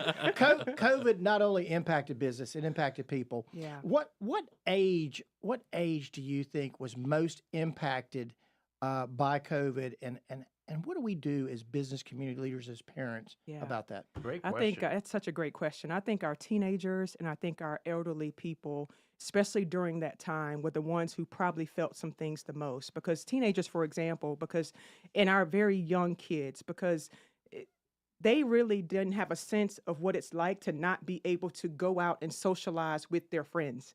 Like, that's a big world change that their brain is not even fully equipped. So your brain is not fully equipped until you're 25, 26, 27. So they don't even know how to begin to process. What do you mean isolation, shutdown? What does this mean for the rest of the world?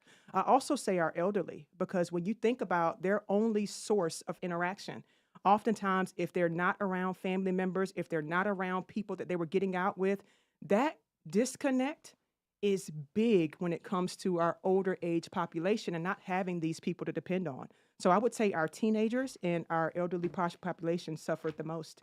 And now we're seeing a whole nother ball game of COVID people coming out of this thing. We're trying to get back into the swing of things. So, Justin, as a younger business person, it took me time, right? I didn't just love Tracy overnight, you understand, right? It took some time for me Why? to get this. Why didn't you like her? I What's wrong wasn't with sure- you? What's I this? wasn't What's this sure- dude's He wasn't buying it. problem? He wasn't buying it. What? I wasn't sure this stuff was real. Yeah. You want to say, what's she talking about? She's helping you Mental. put on the mental boxing gloves, Yeah. bro. Yeah. Come on, I let's love that, get Justin. it. So you get it. So you bought into all of this. Well, that was Because it my took me only some concern time. was, were you going to be zapping my brain? That's my only concern. You know, if you're reading me in real time, it actually kind of can create some scenarios that would be hysterical. That I don't know if I really need to know what I'm thinking in real time and how Right. it's really reacting with Right. my body.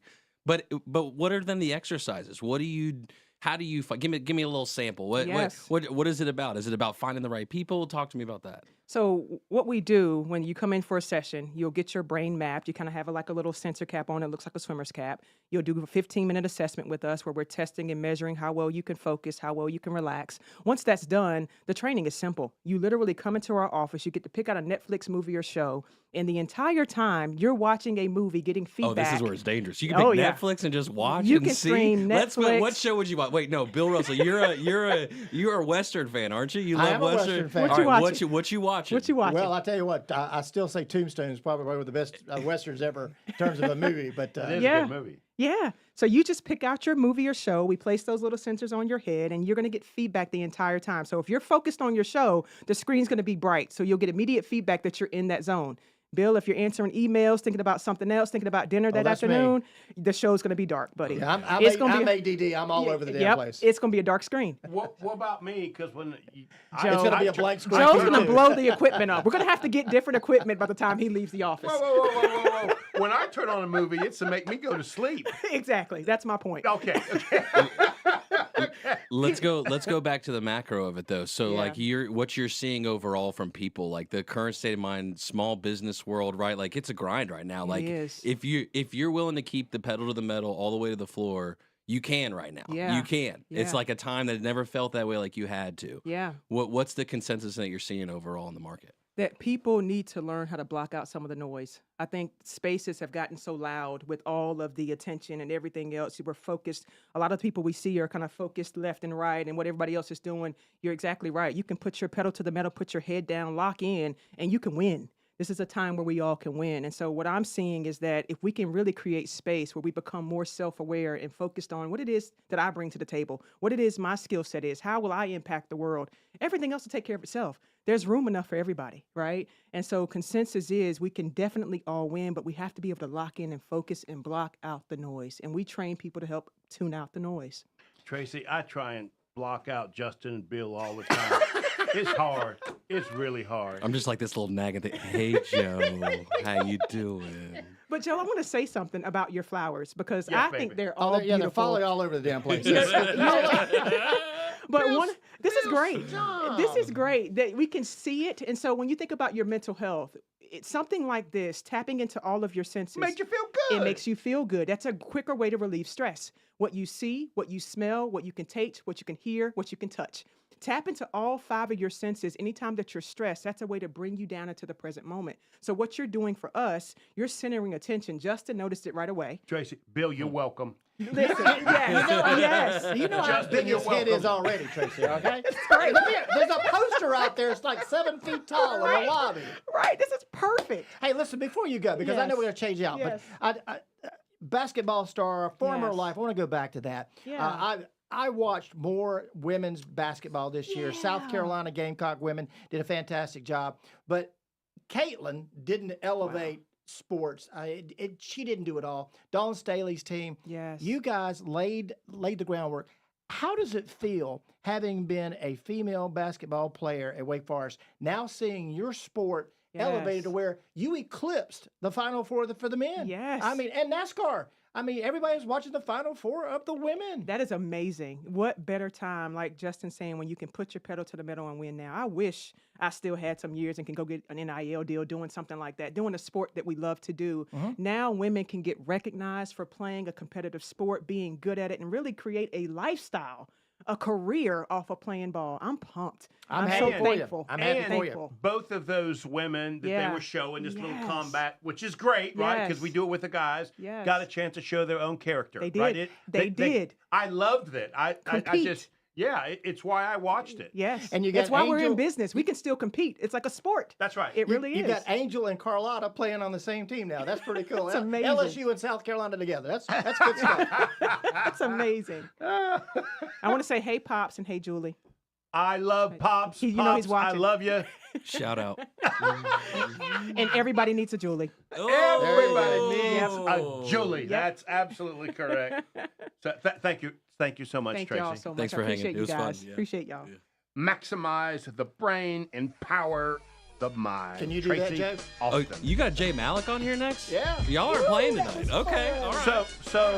So, we want Tracy to stay with us, Bill, or do you and I get to choose? Who do we want to kick out of this room? Well, he owns the room. So here's I want to kick Justin well, out. let me quick anecdote and then and that's fine. You can, because Tracy's over here providing the mental, physical encouragement over here, and I'm thinking about this tray of brownies from the Publix down the street out here. So I'll take it. If you need me out, I'll go. I want Tracy to stay. I'm gonna kick Justin out, and let's bring Jay in. Let's do it. Okay. And Justin can go get himself And then I'm a going to brownie. come back And at you the come end back. of Jay. That's Okay, right. because I got some questions for Jay at the end. Okay. Sounds great. Have you? Okay, well, you knock on the door, and we'll send Tracy out, and you can come back and ask some questions. I'm going to go eat a brownie. Okay. Thanks, buddy. And send Jay back in. It's Guys are just the best. I love y'all. So sit down, Tracy. Relax, baby. Thank you so much. Oh. So okay. So what we're gonna do? I'm gonna introduce Jay. Wilton, is Jay out there so I can start the introduction? Because if he's not out there, I'm not gonna introduce him. You want me to come back? Okay. So you get to come back, Justin. Oh, you wanna switch seats? No, You good? Okay. It's up to you unless you If gotta Jay roll is after. not I'm here, good. then you get to come back. So clearly, somebody, now I'm not going to mention no names, Bill Russell. I'm not going to mention any names, didn't contact Jay to let him know his timing schedule and that sort of stuff. That was on me? I'm supposed to contact Jay? Obviously, we didn't. He wasn't one of my speakers. Somebody missed it. I'm glad I didn't kick Tracy out of the room. Oh boy. All right. Okay, so so we do have some more time. Hey, Wilton, is Elizabeth out there yet? No, she's not. Okay. Is this okay. going on over the radio like this? This is live, baby. We are live right This is now. live. Okay, so Bill, here's what I want to ask you a question. All right, go ahead. When you heard Tracy talk, Hold on, real quick. I just have to. Yeah, this is still live, Bill, and I know because you guys do a show. You know how. I know you guys have a format and a regimen, but I'm y'all always. structured. You guys want to do this once a year, this 3-hour event where it's nonstop. It is Joe Vagnone's he's chastising social you right now. media breaks for 3 hours straight is what we're doing for the first show. Unfiltered Joe Vagnone. That's over what this is. here. That's exactly what it is. And in Tracy, classic fashion, I just broke the microphone here. Now I got to fix that. Well, you I'll be broke back. that one over there last week. So. All right, go ahead, Joe. You had a question. Of me. Tracy, I really need new friends. Yes, you do, I bud. really do. You know, they just don't appreciate. I make this look easy, Tracy. You do. The flowers and Every all. week. Bill, stop I'm touching getting- the flowers, and they're going to be okay. Every time you touch them, you pull them out. I think I have asthma or something. I'm over here like wheezing. I mean, the stuff that they're hearing in the microphone, it's me trying to breathe through these damn flowers. Well, Tracy, I didn't think about him having some kind of allergy. Right. That might take away on some of the positive feeling if he's A got lot an of allergy. it. A lot of it. I have my inhaler in the car. I have one in the car too. I Right. probably need to We're bring it gonna up. need to bring it in. Yeah. Okay, yeah. you have a question of me, Joe. Okay, that's funny. So, for you and I are about the same age, right? And so, for me, when it comes to Tracy and this mental thing, it took me some time to get it to say, okay, it could be helpful, and it's not make believe and an easy way for me to get out of doing something because that's where I started with this, right? Yeah. Did you start the same way I did, or did you always feel like this mental health was a major issue that could be managed and growed and matured? Where'd you start with that? Yeah, absolutely. I mean, I think the whole mindset. How do you go into things? So, and you need coaching too. I mean, the fact of the matter is, and I tell us all the time, you've got to have a business. You got to have somebody who's pushing you, always pushing you. You know, I remember from school the people that we oftentimes we didn't really like them at the time, but they were the coaches that pushed you to do one more, or the teacher that made you do more homework. But you learn more from them, and you remember who they were. So yeah, it's you got to have somebody pushing you all the way, and having her an athlete, you had to have somebody in your corner every day. You could do better, you could do more, you could keep going, and so you absolutely have to do this mindset. Okay, so Julie gave me a suggestion, which is to pull out my random questions put together by the approved company factotum, Julie. Yes. Because everybody needs a Julie. Everybody needs a Julie. So let me ask you a question. Let's go around the room with this one. Okay. Because we're gonna take Jay's time. Perfect. Even if Jay shows up, he's not welcome. Oh my! Uh-oh, Jay. Uh-oh, buddy. If Jay calls, let's blame it on Wilton. Yeah. Okay. What is your secret sauce? What is it you have that other people in your industry don't have? You start. I think people. I think my people, my team, that has been a testament to everything that we do and everybody that we touch. All of our partnerships, all the clients that we've been able to serve since 2012 have always said, Tracy, you have an amazing team. And I don't take that lightly. I think that's so important to the work that we do. It's not just showing up and in and out the door. I have people on my staff that care, that have a purpose for doing what they do. They believe in what they do. They believe in our mission. And so I think for me, our winning sauce is people. And so that brand has carried us around the way where they're like, oh, we want to partner with New Mentality. We want to partner with Women on Edge. And it's not about Tracy Alston. It's about Susan, about Connie, about Rebecca, about Destiny, about Kathy. It's about my team. So I would say that is our edge. So when Can you I say, interrupt real quick? I'm sorry. Go Is right this? ahead. Oh, there it is. Okay. I can say I appreciate that because as y'all just saw, I broke the mic and then we're just swapping to the lapel. The team's on ready and then we just swapped it real quick. So you adapt and you go. Yes. And that's like a small business owner. In this market, in this climate right now, and everything else going on in the world, Yeah. mental health balancing that then with what you got to do on a day-to-day to a business, So we're gonna give this a test drive and see. Look, now I got hands free love over it. here, I but I love feel weird because you know what? I get into the radio mode and lean into it. Anyway, sorry. Go ahead. Oh no. I just mess y'all up too. So, No. Bill, so Bill, when I ask you that same question as a chamber president, how do you answer that? What makes, and because I know this is a true statement, Lake Norman Chamber is one of, if not the best in all of North Carolina, Bill. It is exceptional. What is that secret sauce? For me personally, or the Chamber of Commerce? Both. Well, for me personally, is somebody telling me, no, you're not really as good as you think you are. Right. I have a Susan in my life where I might write something. I think it's Pulitzer Prize winning stuff. That's great. And I have my staff look at it. They go like, God, this is the best thing I've ever read. And she'll read it and go like, do it over. What do you mean? Do this part of it? No, do the whole thing over. And I go like, well, this is good stuff. No, you could do better. That's and awesome. so sometimes it's that person telling you, yeah, you can do better than what you're doing. And so all of us can be good. Can we be great? And we should strive to be great, not good. So good. next question. Wait, Joe, you answer that. Let's throw it back to you. Oh. What would you say? What's Joe's secret sauce? Yeah. Julie. Yes, that is a winner. That's it. Okay, you got me. That's it. You got me, but. Oh, perfect. come on, Wilton. That was perfect. Nobody likes him. He's got no friends. Okay, let's agree it's Julie. But what I was going to say is the energy I put into training, developing, sharing. You got to remember, Julie's been with me going on 9 years. Wow. There may be 2-3 days in a row I don't even need to talk with her. Like I can just see the emails that she's sending out. Yeah. She's on it. She's getting it. She's got it. And probably 50% of the time, it's Joe. Like it's what I would do. It's how I would do it.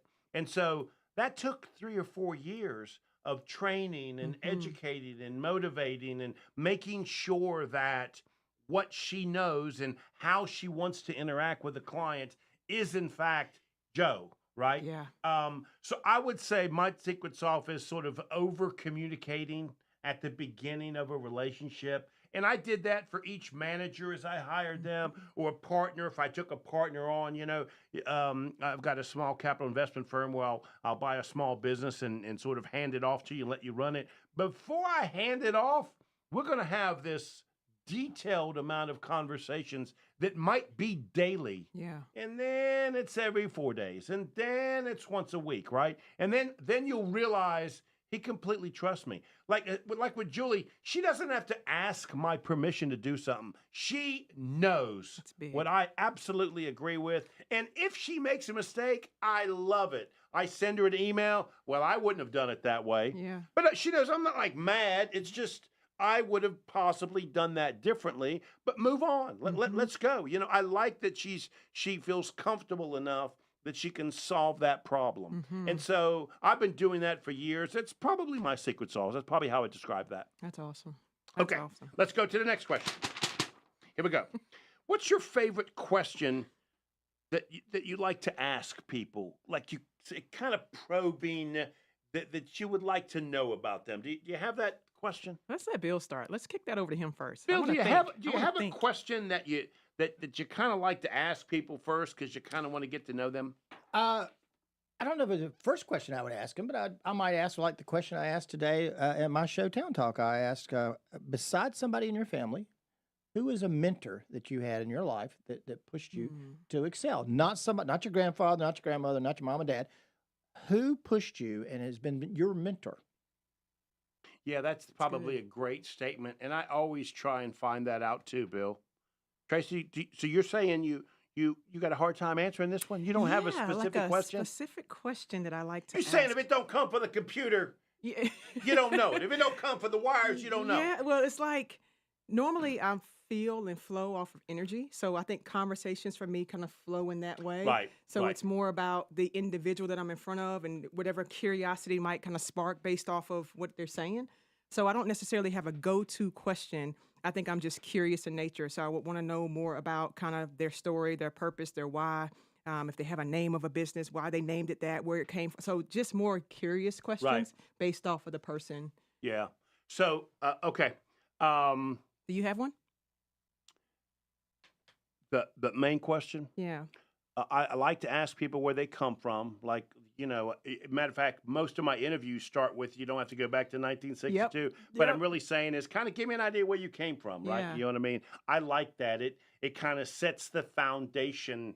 Because for me, when I answer that, I say, well, I was born in Columbus, Ohio, but I moved around about 13 or 14 times with my father, right? Yeah. So they get it. They get that I'm one of those kids that moved around a lot. So I like to ask that question, and I still do ask that same question. I like that.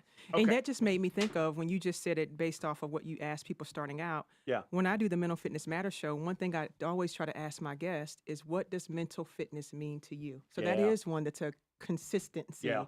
Because I want to kind of start to get people to think about, oh, I don't know, or I've never thought about it, but I'm probably doing something that keeps me mentally fit. Because when I first met you, I'd have said, con job, making it up.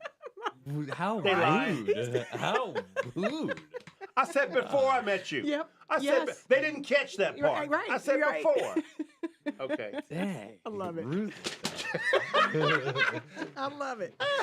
Justin's never been on the show with me. This is how man. it goes, Justin. Yes. No, it's Buckle okay. up. Buckle up. Let's dive in. Who's next? Okay. Here we go. Bill Russell. Give me somebody who opened up a door for you, somebody that just really genuinely helped you move in a direction that you really, even to this day, are thankful for. Going back to sports, Ray Parlier, he was the athletic director of Furman University. He started out as just one of those guys on the sideline and worked one of the trainers, and he got all the way up to athletic director. But and Ray was a guy who, if you put him in a room with 100 people, he would be like the 100th person you think was going to be the leader. But you come back 10 minutes later and everybody's huddled around Ray because he had great big ears. He was from Tennessee and he kind of pale skin. But he said, love your people, and he did. Ray would always do something for you before he would ever ask you to do anything for him. That's interesting. Huge. Justin, I have a you got question for somebody? you. Well, I got a question for you, Joe. Yes. Somebody that you Just actually so you know, Tracy, he thinks he's tricking me. You understand? You understand? I know what he's trying to do on live. Go on, Justin. Get it, Justin. Well, okay. First off, Breathe in the flowers. Breathe in the flowers. I'm wafting it right now. Get to your happy And place. Look at your happy place. Close your eyes, buddy. Again, it's amazing what Tracy will do for you, even though I ate the brownie when I went out there. I'm just, but somebody, Joe, you introduced me to through WSIC that I'll be honest with you. I have to be honest with you, and I humbly say I didn't know we even carried his program, and that's John Resnick. Yep. And he's here. He's ready to go because you've invited him here, and he's ready to hang out, I guess. But this is somebody whose background is pretty wild, and you know him pretty well. And so if he's ready to go whenever you're ready to rock and roll. Bill, you want to get on that? You ready to do that, Bill? Yeah, let's talk. Yeah, I watched. I actually did. I watched. Well, I did. I listened to his podcast. You can't watch. Because you it. didn't trust me, did you? That No, this I guy's listened to his, superior. He had Jack Welch on. That's And right. Yeah, it was. Wow. I listened to it. It was like wow.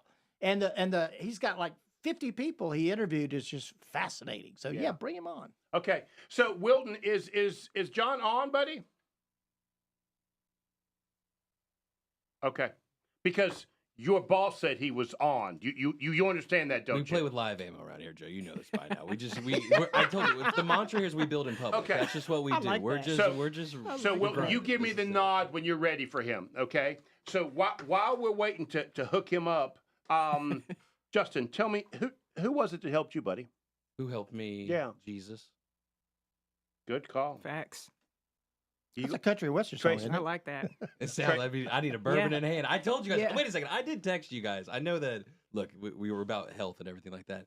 Is it okay to have like a sip of something every once in a while? Is that okay as part of the mental health? mental thing? health, Is yeah, that- Exactly. mental health. To each its own. Okay, Yeah, all right, all right. Clarity. I was It's like- clarity. Absolutely. I did text you guys, told you to bring your best bottle you of did. bourbon to cap the night, but I bet none of y'all listened to me. Well, right? I you bet have that's those, what you have happened. those So- brownies out there, and I'm kind of wondering. Right, I'm but looking at your eyes. No, well, now That's I'm right. That's now right. That's right. Oh, it's the flowers. yeah, now I'm Okay. sad, so I have to breathe in more flowers here. That's what I'm doing. That's the problem. Okay. Tracy, you got somebody that you would say? I would definitely say I have two experiences: college, but also when my introduction to radio. But college, I remember going to Wake Forest University. I had this academic advisor. So when you're a college athlete, they literally, I don't think I picked out a class or whatever it happens. You got your schedule kind of made out for you. I remember my sophomore year, my academic advisor said, I want you to look at all your classes and I want you to tell me why you're taking these classes. I had tennis on there, classes that I needed for sociology, but more sport-related classes. She's like, you're not going to come to this university. You're already an athlete. You're getting plenty of exercise, but you're not going to leave this university and not have the education that you have been given due to being signed up for things that are not going to serve you after this. That was a life-changing moment for me, because I don't know how many athletes have probably been through the program and not really even known what really we had at our disposal. And so she made me go back and pick out the classes that I wanted to take, not only pick them out, but why are you taking them? How will you use them? And so I can't remember her name, but I remember that process and how that changed my life, because it really changed the trajectory of my focus, that I am there as a student athlete, but a student first. I remember coming out of school wanting to just play ball, only focused on ball. Right. But there's so much more to a Wake Forest University degree that'll open up doors on and on and on.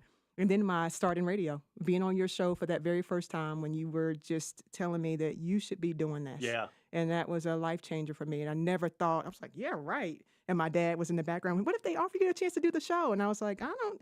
And it happened. And so I'm thankful for that. And it's been so much fun to just be a voice. Because me and Pop, we see it in you, You baby. and Pop, we absolutely. see it. Absolutely. So those have been my two biggest moments. So I'll tell you something. Those of you out there, being a mentor just happens. Yeah. Helping somebody just happens. Years ago, before I was married, I met my wife's brother. We call him Mickey. He was named after Mickey Mantle. And he asked me, because he knew I had some real estate. It was a sort of a hobby of mine. And he asked me what was my first piece of property that I purchased. And I said, that's easy. I bought a mobile home on deeded property. And it really worked out well for me. And I actually ended up buying all 5 of them on the same street, because as they kept going for sale, You I dirty just dog, Monopoly. You Right, dirty right. Monopoly. dog, you. Oh my god. but the simplicity of, and it was cheap, right? I Yeah. mean, literally, these were homes for $25,000, and maybe 6-8 months later, he was just getting ready to start college. 6 months later, he goes and buys a trailer. And I said, tell me about your deal. And he said, because he didn't come to me with it, Yeah. right? Yeah. And listened to him, and he said, well, I bought a trailer just like you said, Joe. And he put it on rented property. I said, dude, didn't you hear the word deeded? I mean, it Lessons don't- learned. Yeah. Lessons learned. Justin, it Lessons don't learned. work if it's not on deeded property, right?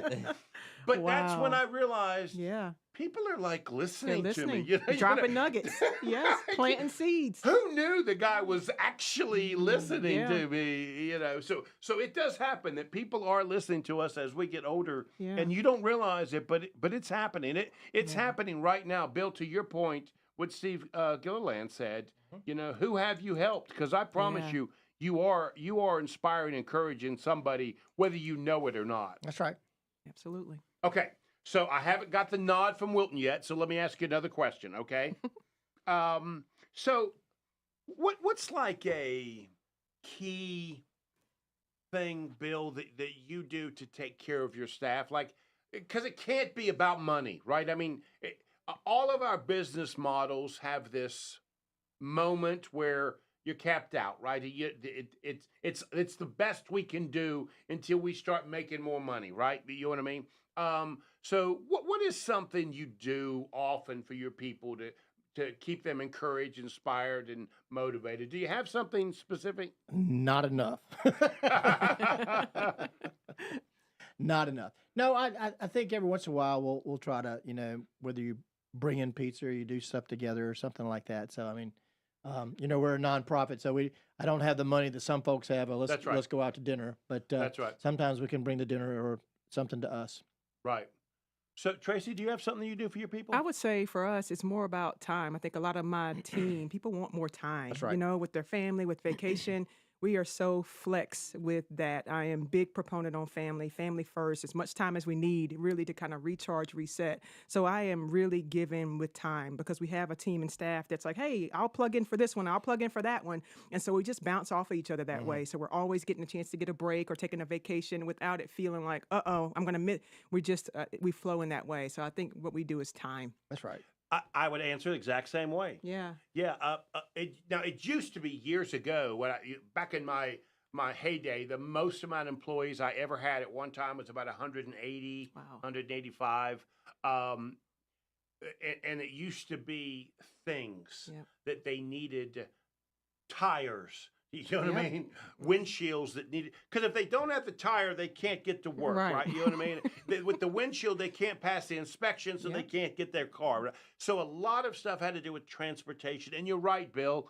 I absolutely would do thing that there's no chart of account for, right? You know, it's just something a small business person does a lot of. And I've done a lot of those things. I have purchased a whole lot of tires and stuff like that. But over the years, what has happened when I haven't had as many employees, it has been give them the same thing that I want as a small business person. That is time. Yes. You know, I don't care when you do it. Let's just get it done. But I don't care if it's Tuesday at 2 o'clock or Wednesday at 10:30 in the evening. It really doesn't matter to me. Let's just make sure it gets done. So you and I would answer that same way. Yeah.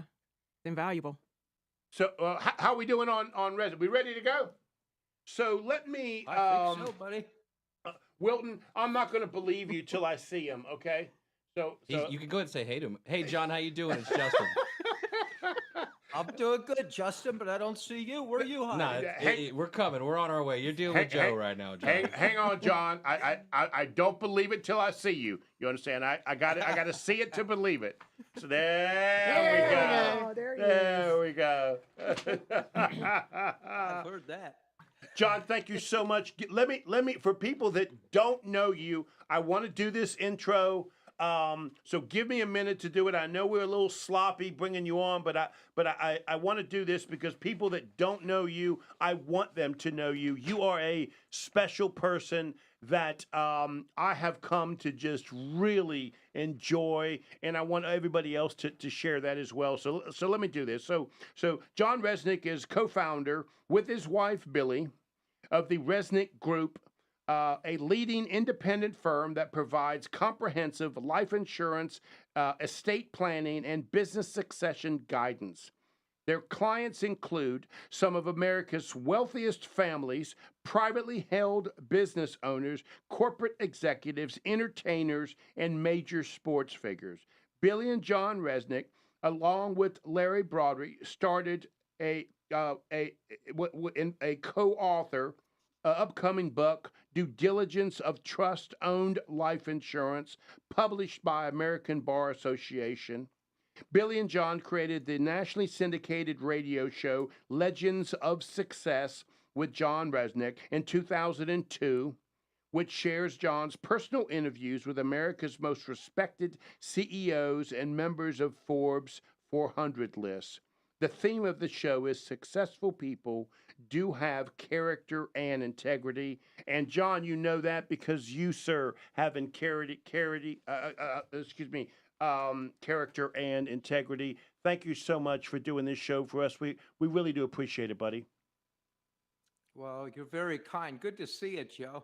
Good to see you, buddy. You know, I don't know if you know this, but I heard your show a while back. It just happened to be on our WSIC station at about 3 o'clock, and I'm listening to it, and I'm thinking, I can't believe that new owner put another business show on this same station. Why in the world would he do that? And as I'm listening and getting mad at Justin, I'm listening to your show thinking, oh, this is good. Oh, this is really good. Wow, this is a great interview. And then I immediately called Justin and said, hey, man, this guy's really good. Do you think you could get him on the show? And Justin said, who is he? Because Justin just bought the show. You didn't know who you had at the time. I had just bought the station about 3 weeks in, and I got this Joe Vagnone calling me. And the first host, because we have 35 hosts a week now, right, at this point. And so Joe Vagnone is my first interaction, and he says, hey, Can you by chance introduce me to John Resnick? I really like his show. I said, "Who is that, Joe?" And I was just being honest as a 33-year-old who bought a radio station that's been around 76 years, and come to find out somebody on this station, just part of the legacy of that, has interviewed Steve Forbes, Yes. and many others across the entire country, and done it in such a humble way. So it's an honor to have you, John. I really appreciate it. We love having you on WSIC. You're too kind, and I congratulate you on your success. You're very young to be owning radio stations, so I admire you, Justin. Yeah. Very kind of you, sir. Thank you. John, It's only a number, though. John, don't worry. I got his number. He's going to be a client of yours one day, so we'll keep an eye on him. So what Justin doesn't know, John, you and I, we talk now. We're buddies now, right? We're Buddies? We're buddies. We one-on-one, you know. And it isn't because of Joe. We are, Joe. That's right. That's right. And it's not because of Joe. It's because that's who you are. You really genuinely do want to know people that are in your life, don't you?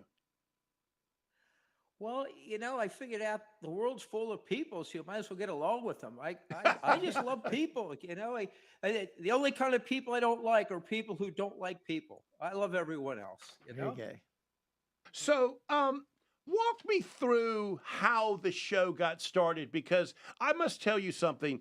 It is not an ordinary business show.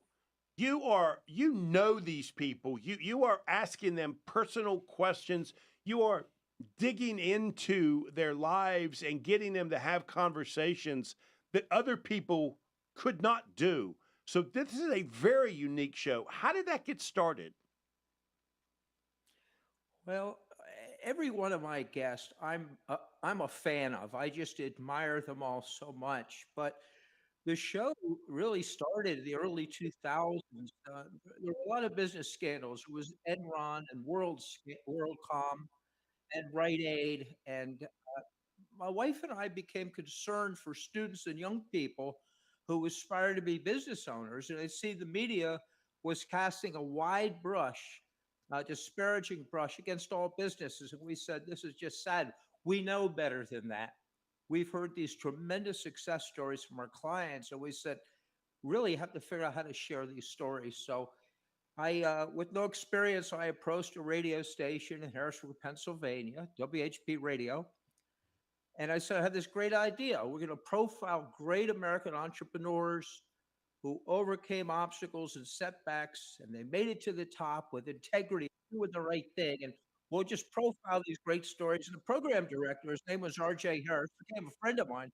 He looked at me like I had three heads. He said, John, good news doesn't sell. It'll never work. You've never been on the air before. How are you going to get a guest every week? And he just flat out told me no. And I came back at him 2 or 3 times. I finally said, you want to do the show, you have to pay for the time. And I actually paid for the hour, never advertised my other business. And I truly found clients and people I admired, and we started sharing their life story on the show to inspire other people. And it literally grew from one station that we paid for to now over 100 stations around America. We certainly don't pay for them at this point. It's turned around.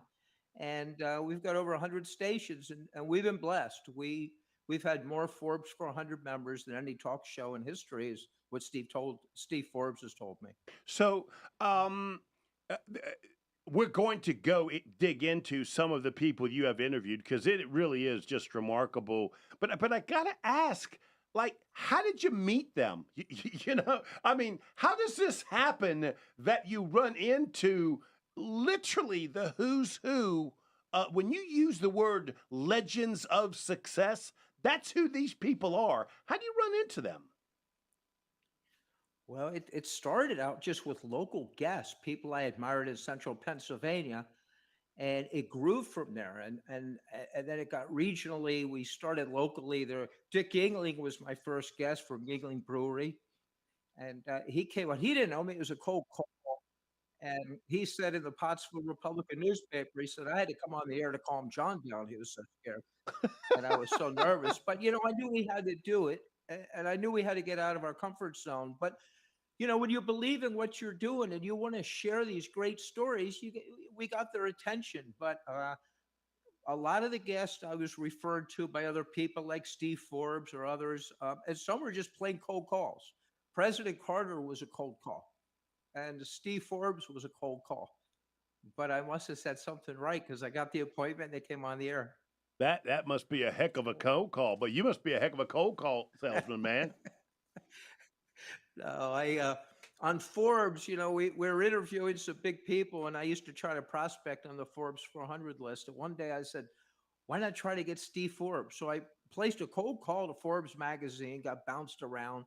And finally, by luck or divine intervention, Steve's assistant, who has now become a dear friend of mine, Jackie, she listened to me, and I said I had this great show if I could only meet with Steve Forbes. And she either felt sorry for me or something. I don't know what it was, but she said, I'll give you 10 minutes with Mr. Forbes. No, it was 20 minutes with Mr. Forbes. And I drove to New York City, and I don't know what Steve saw, but I told him about the show and the importance of profiling these stories for young people and students.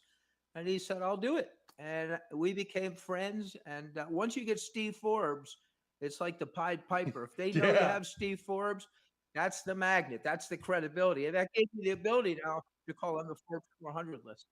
Yeah. So there's a couple. Did you want to ask a question? I'm sorry. Yeah, I did. John, you've talked, and Justin again. Sorry. You've talked to so many different people. You've heard every story that you could imagine. What's been some of like the highest moments for you, like through the number of years you've done this? Well, Steve Forbes was like, I was shaking when I met him. I mean, it was like, wow, this guy's an icon. Certainly meeting a U.S. president to me was really, it was pretty big. I don't know. There were so many highlights, Justin, gosh, I couldn't even know where to begin to tell you, but there were some great people. I don't know if you folks remember Ed McMahon from the Johnny Carson show. Sure. Yeah. And I was visiting. Ed became a friend, and I was with him and during Christmas out of his home in Los Angeles, and I was walking down the hallway in his living room, and I saw a picture of Jerry Lewis, and I said, God, I'd love to interview Jerry Lewis. And he said, well, he's on vacation, but call me after the first of the year. I'll hook you up. And he pretty much introduced me to Jerry Lewis. He said, Penny Rice is his assistant. Here's a fax number. It was fax back then. Fax this, say you're a friend of Ed McMahon's, and see what happens. 2 days later, I'm coming home from work, and I said to my wife, I said, I'm so tired, I'm going to lie down. Don't wake me for anybody. Well, the phone rings off in the distance. She said, you better get up. It's Jerry Lewis calling. So I picked the phone up. I'm all nervous. And I said, hello. He said, is this John Resnick, best friends of Ed McMahon? I said, yes.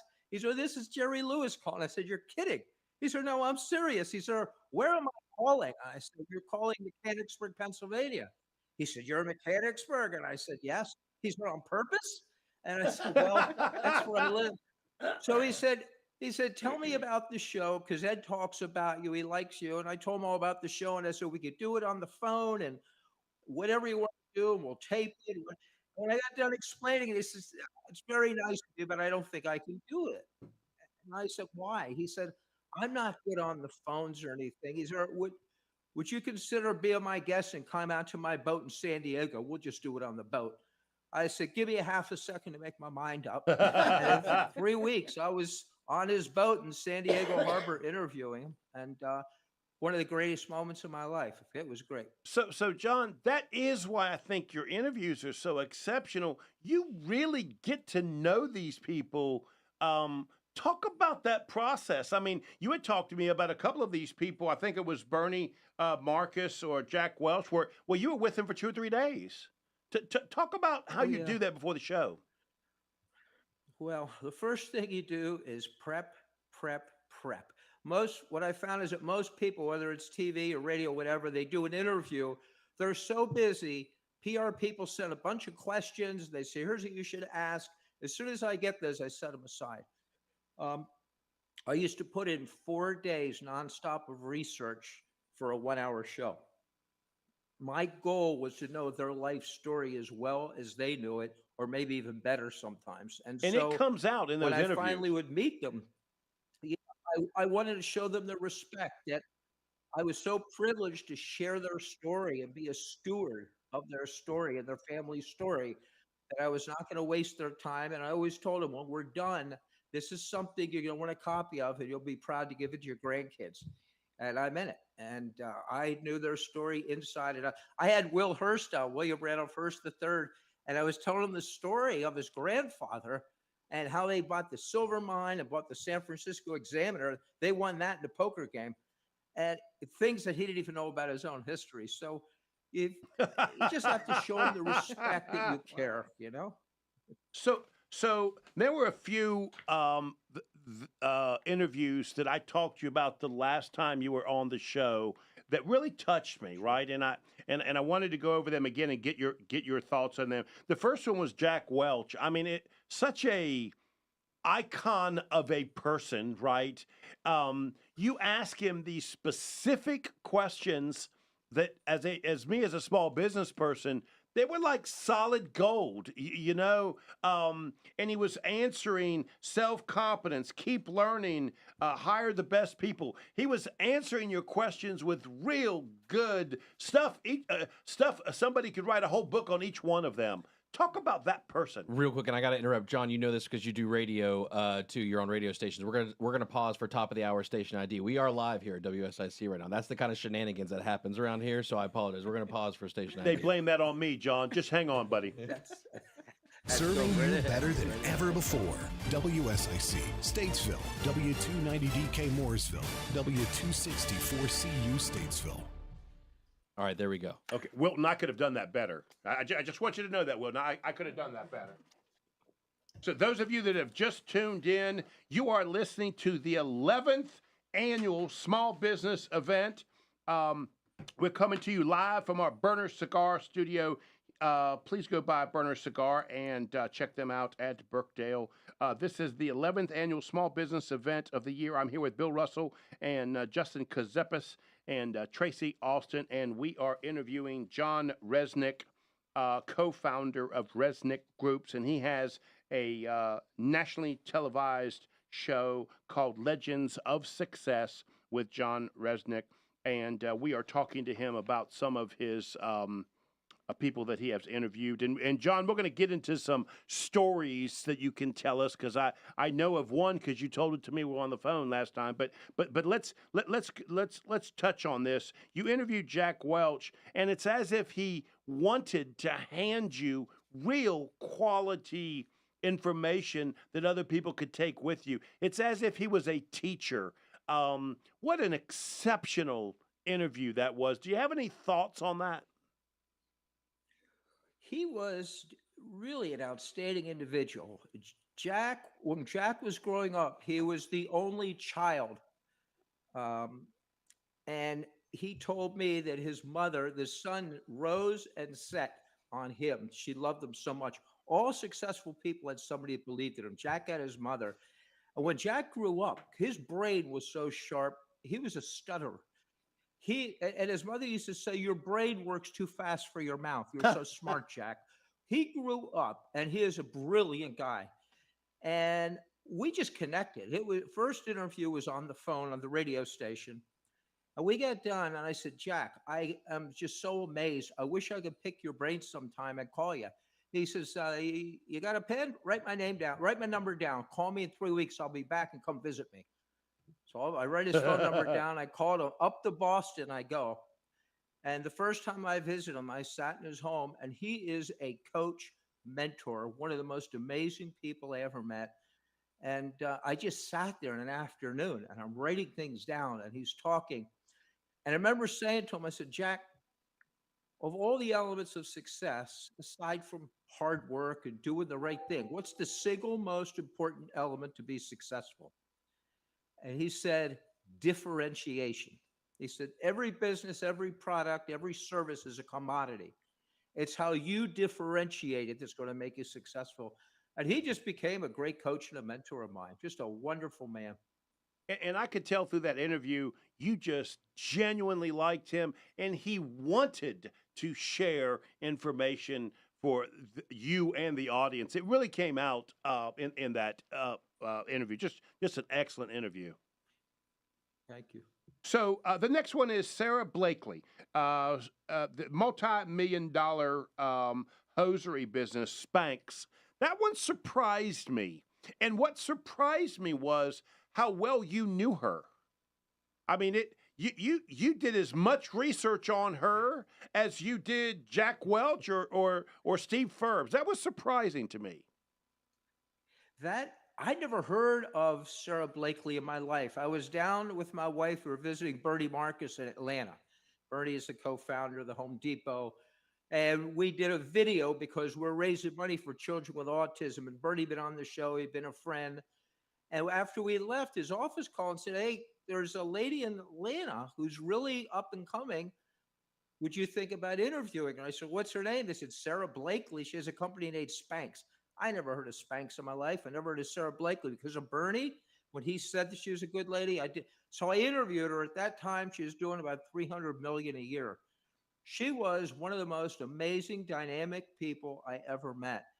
And nobody could tell her no. When she got involved with Spanx, Neiman Marcus, I think it was, gave her a shot for a couple of locations to put her product in. And they put it all the way in the back of the store. It was kind of hidden. Sarah goes in, she sees it, she leaves. She goes to Costco and buys a couple point of purchase stands, shelves. Walks into those stores like she worked there, took it off the back shelf, goes to the cash register, sets up a stand and puts her product there. Well, the store thought she worked for the store, and other people, they didn't know who she was. They left it there. She sold out her product, and that's how she got all the Neiman Marcus and continued to build her business. But she didn't let anyone tell her if she was going to be successful. Nobody has the right to dictate your success, you know? So tell me about your relationship with Bernie Marcus. How did that start? Boy, how did I meet Bernie Marcus? I met Bernie Marcus, I believe it was through Oz Nelson, who was the chairman of UPS at the time, and Oz was a guest on our show. And like Atlanta even to go, wait, hold on, John. I'm sorry, John. John, even to say, I know, I'm dropping names. Oh my gosh, look at you! Sorry, I had to make a flight over to UPS real quick, and then I came back, and I had a great time, and I did this. Did you ever sit down with Frank Sinatra and have a steak in Vegas? Like, what, tell the truth. Come on. I wish I did have it, you know?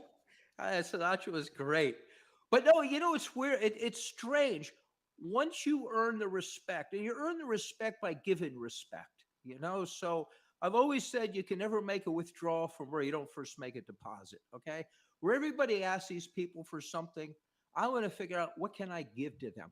And I want to give them an interview that nobody's going to give them and take the time that nobody takes and bring things up. I will research and look for quotes and things that happened in their lives that really meant something.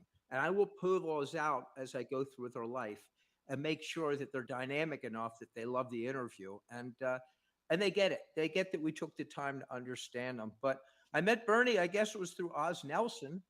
And then Atlanta was good to us. So I met Bernie Marcus there, President Carter's in Atlanta, Dan Cathy from Chick-fil-A, Oz Nelson, UPS, Atlanta, and Sarah Blakely. So Atlanta's been really good to us. So, John, what? Go ahead. Walter Cronkite, that was one of the ones you interviewed. That had to be early on because he's been gone for a while.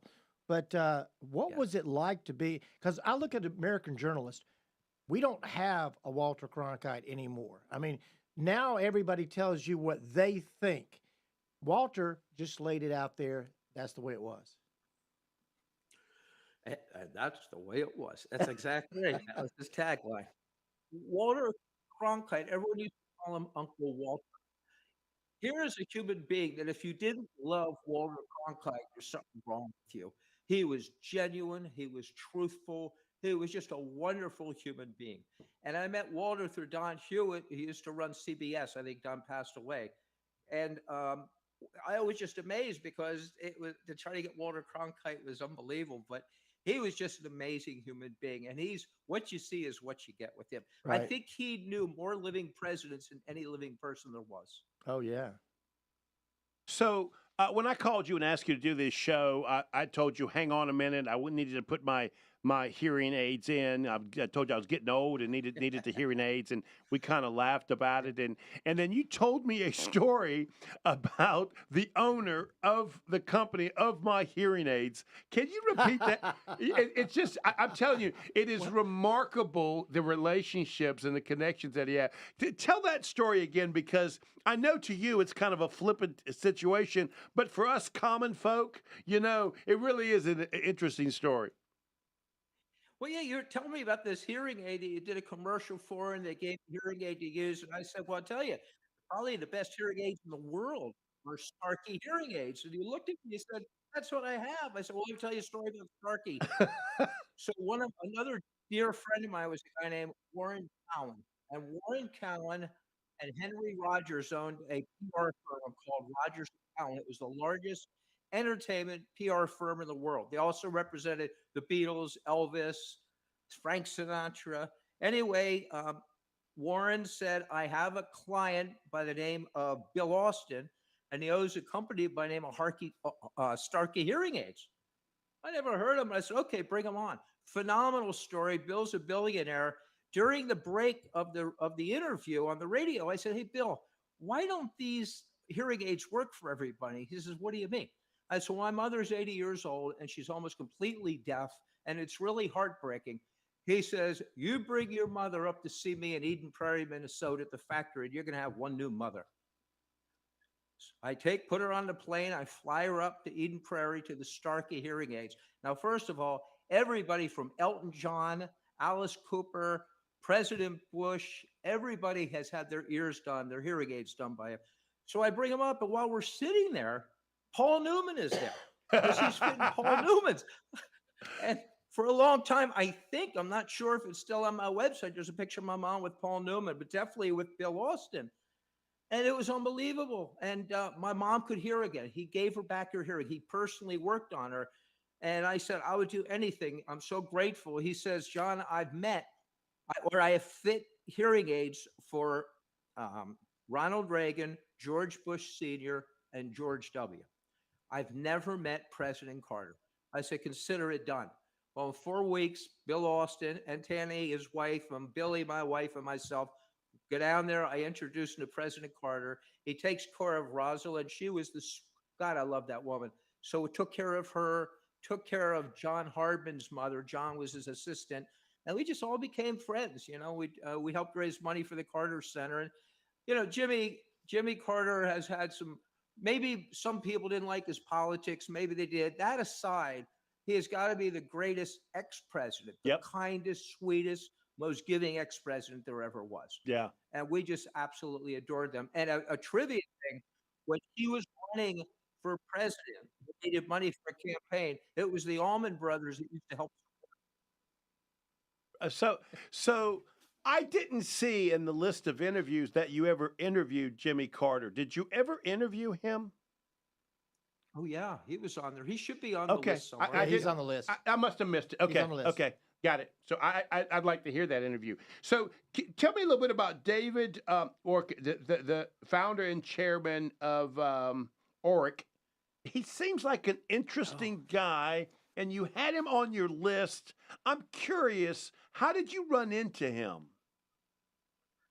I think David Ork was also a cold call. I had David Ork on in the beginning of the show because I think back then he must have been in his mid to upper 80s, and he is probably the greatest salesman ever. Him and Ron. That's why I asked you the question, right? The greatest. He and Ron Popeil that had the rotisserie chicken. You said it and forget it. Two of the greatest marketers I ever met. So, thank you so much for doing this, buddy. I really do appreciate this. I'm curious. Is there a story that you can share with people that are listening? That how do I ask the question? You flippantly say it was a cold call, right? But few people have the confidence, Bill, I don't know what the word is I want to use, right? To literally make that phone call. The cojones. That's right. That's right. Is there a story you can give us that kind of gives an inspiring hope to those people that they can't see themselves making that cold call. Well, I don't know if there's a single story. I think it's more a belief in yourself. Right. Like I said before, they are even though all these people are tremendously talented, they're still human beings. They still have human emotions. They still want to be liked and they want to be appreciated. And it's a difference about being a fan and chasing after them or really truly respecting them. But every no is one step closer to a yes. And if you look at the other people that interview them, and I'm sure a lot of them are fine folks, but you can't say that they have anything that we don't have. And we don't let anybody define who we are in life. So you should define your own image, define your own goals, and you don't let anybody tell you can't do anything. And I just think it's more an attitude, Joe. That's the way I look at it. So let me ask a question. When are you going to let me meet Billy and let her be on the show with you? When are you going to let that happen? Hey, Billy. Come on over for a second. Will you please? Don't do that to her. She probably didn't have her hair done or something. I don't know. Come on. Don't do that to her. So we'll have to do a show with the both of us. And that's the other thing I want to say. Nobody does it alone. I wouldn't do anything without her. She's believed in everything we've done from day one, been the best partner. We couldn't have done anything without her. There's no question about it. So we've both been a partnership. You did a show, and I'm sorry I cannot remember. It played here. I don't know if it was a current show or not. It was, you were at the Hall of Fame. I think it was Baseball Hall of Fame. Who was that? I had Tommy Lasorda on. Yes. I loved that interview. Talk about that, because that was on location. Talk a little bit about that. That was a great interview. Tommy Lasorda is just an incredible American. He loved America as much or more than anybody you could ever meet. When we try to run that every year on Veterans Day, on November 11th, because he is probably one of the greatest, and he's just another guy. Talk about positive thinking and a positive attitude, Tommy Lasorda he was just an amazing human being. Best friends with Frank Sinatra, too. I didn't know that. Yes. And who there's was so many stories, Yeah. It's just incredible. Yeah, and well, that's what I was trying to tell Justin. I'm just not going to do this interview justice. You are just full of so many exceptional people. It is such a pleasure to know you, John. And all of us at WSIC genuinely thank you for what you do. You give us an insight into some people's lives that otherwise we wouldn't know. And you're right. You give us a chance to see that they're human. They're, hey, they're kind of just like me also. It's true. One of my best friends in the music business of the old days was Joe Walsh from the Eagles. And I remember Joe used to say that, he used to hide out all the time. And he says, it's weird because I'm the same person, but everybody around me has changed. That's right. And they just don't. Sometimes a lot of these people, they just go into hibernation because they're treated differently. I just treat them as human beings. Right. That's all. Let me ask a question. Do you choose who you're going to interview because you genuinely like them, or because it is somebody you can actually catch up with? Have you interviewed people that you really just didn't like? Because I haven't heard that come out in you yet, if it's happened. No, I don't think I've ever done. As a matter of fact, we look for stories of not only success, but integrity. People that leave a mark and represent an image for other people to follow. Of all the interviews we've done, which have been hundreds, I think I've only had 2 people that ever fell off the wagon, so to speak. One got in trouble, Adelphia Television or Adelphia Cable. A lot of people won't know. And another guy was cooking the books from a big food company. But by and large, every guest we've had has had a wonderful trail, good ethics, and just built a great image, Yeah, you would have surprised me if you said differently than that, John. Any last words, buddy, you want to say to the audience? This is we're hoping is a group of small business people, advisors that are hoping to inspire, inform. Any last words you'd like to give them? I would say that every single one of our guests, any client, all of them, started somewhere at the bottom. And if it wasn't them, it was their parents. Okay. And if you go back, what we do on the radio program, we paint a picture of who they are, but we go back to the beginning when they had absolutely nothing. And if you listen to their stories of how they struggled and what they went through and their fears and their sleepless nights, every small business owner can realize they've got a lot in common with those billionaires and those top CEOs, but they never gave up. And oftentimes, when you hit the crossroads of when you want to give up, success is found by crossing over at that moment and having the guts to continue. And that's what they have found. And you and I have talked about that. The very ultra wealthy and successful, they do have that drive. It is a drive that far exceeds the common folk that I know. Well, failure is not an option. And every no they get is nothing but a precursor to a yes. There is no such thing as failure. There's no such thing as giving up, Joe. And they all pretty much have the belief the only way to fail is to not try. That's failure. But if you try and you don't make it, you didn't fail. Just get up, dust yourself off, and try again. And every no is a step closer to a yes. And just don't give it up. That's all.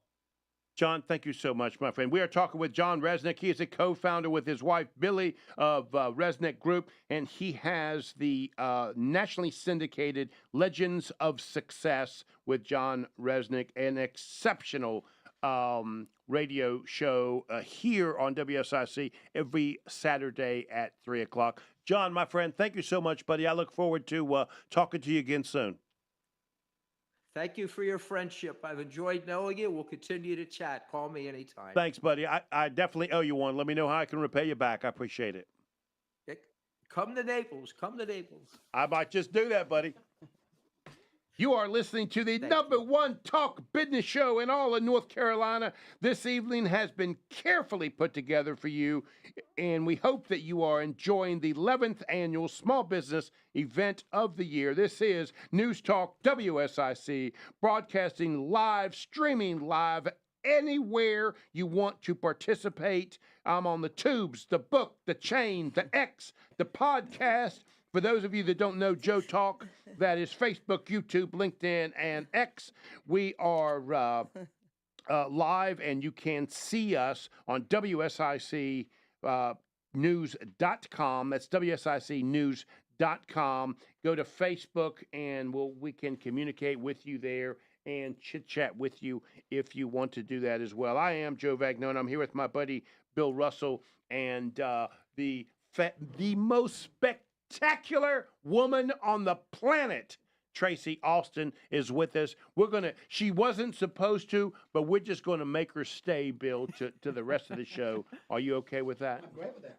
Okay, good. So thank you so much for tuning in. We appreciate it. This has been 2.5 hours of commercial free. We got another good hour or so, 45 minutes left on the show for you. So if you have any questions you want to ask, please feel free to go to Facebook, and we'll be more than happy to answer them as well. Today, we hope that we are thriving in harmony, nurturing mind, body, and finance. Mr. Bill Russell, what'd you think of John? He's something special, ain't he? He is amazing. And I tell you, there were so many people I would have liked to ask him about.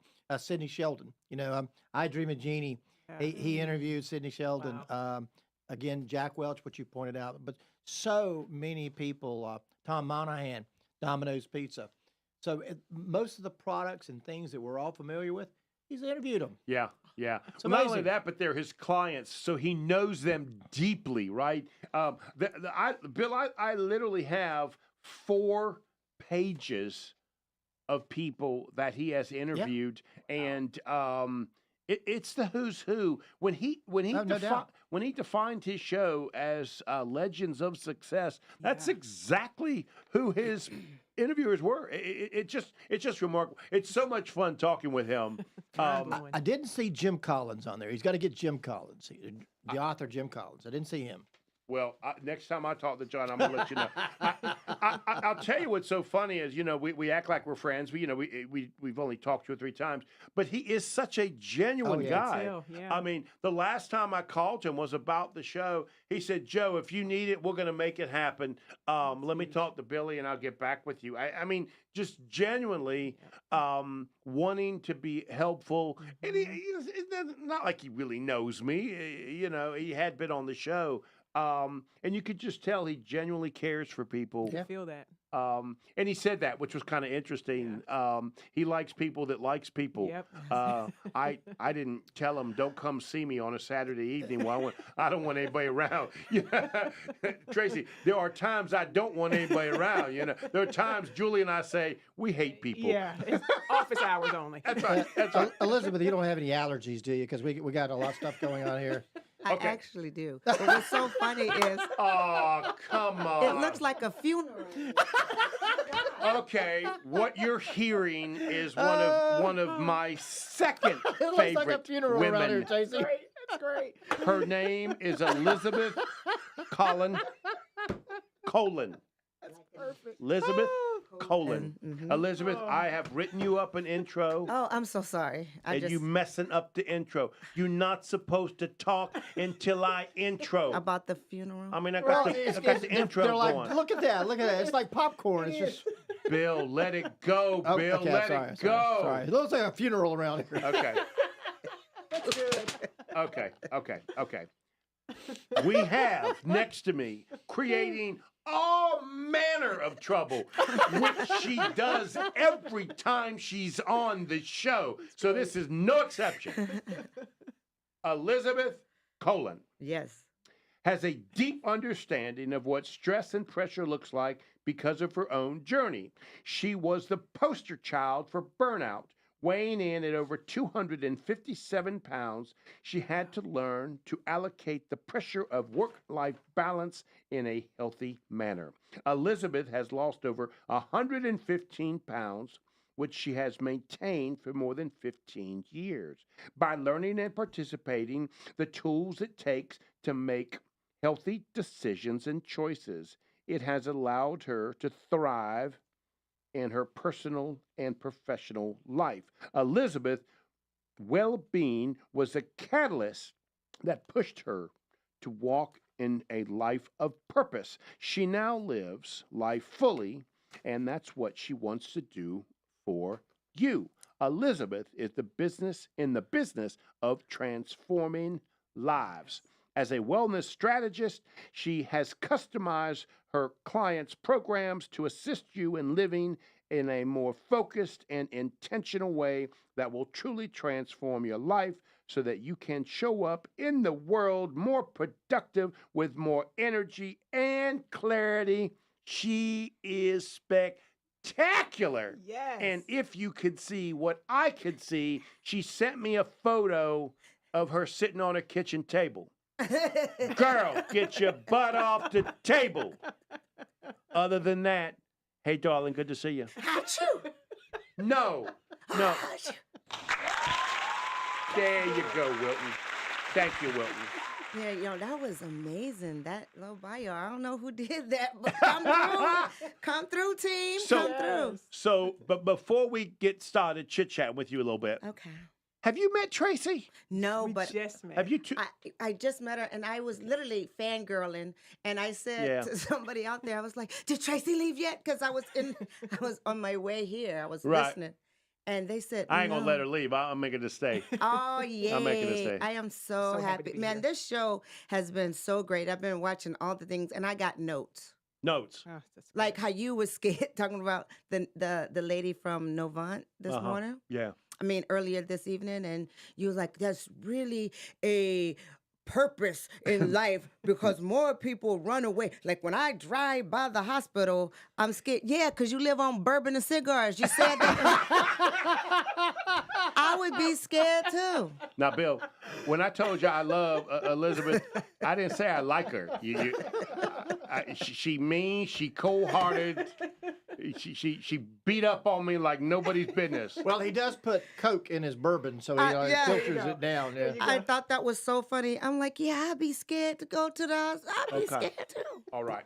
So before we get into you, Me? yeah, Yes. I want you to see the display of flowers because I wanted this evening to be special. Ah. And we have somebody laid out in the other room over there. That's in the morgue part of the studio. Because I literally Bill's came in. making fun of me about the flowers. Well, And now he says he got an allergy. Yeah. And you come in and add to that with your achoo, achoo. I mean, why you got to do that? Golly. oh my God. You So just, stop it. Okay, I'm just You not feeding gonna. the beast over Did here. anybody take a picture? Because I'm going to definitely take a video of, Okay. of the room. It's beautiful. So you just met Tracy. What was that? I didn't hear that, Wilton. Ooh, that Smell. Nobody likes him. Nobody Oh, likes my Wilton, gosh. and he's got no friends. Oh my golly. Okay. I'm crying. So you just met Tracy. Yes, I Hey, did. Bill, have you met Elizabeth? Yes, So you we two have. know each other. Okay. Just I want to know the players here. Yes. Okay. So, Elizabeth, Yes. what you are to this show is what Tracy is to this show, which is pushing business people beyond what they're used to doing. Yes. You know what I mean? Yes. Yes. Now Tracy does it in this sort of formality, mental. She plugs your brain up. I To the can't plug wait in the to even wall. I can't wait to talk to you about because this is how old I am. Brain mapping to me was an exercise we did with pen and paper. Right. Right. Right? It was Yeah. the old days of you, right? And it was a true exercise. Right. And now you could just put I can just Netflix and chill. Man, I Netflix can't and- wait. You can Netflix and heal. Oh, come through. You Listen. got to make a t-shirt. That's good. We can make one together. That's good. Bill, they gonna take the Netflix show and over. Hill. You understand that, That's don't good. you? I'm ready. I'm ready.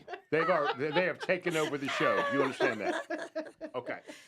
So I'll give you a chance to ask her questions. Okay, yes. But I'm so first, I sorry. want her to ask some questions of you. Okay. So explain to people who is Elizabeth : Misfit One.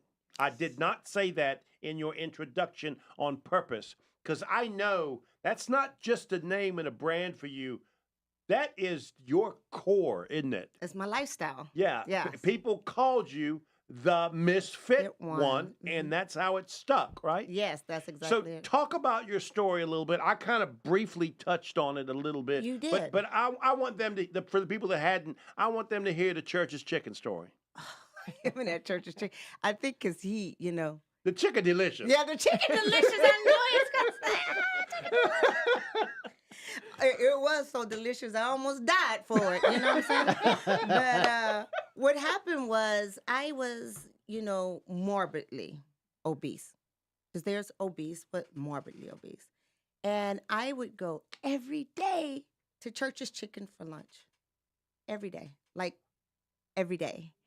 And I would get sick and, I would be like, oh my gosh, that must have been a bad batch. But I'm there the next day. And then I'm like this.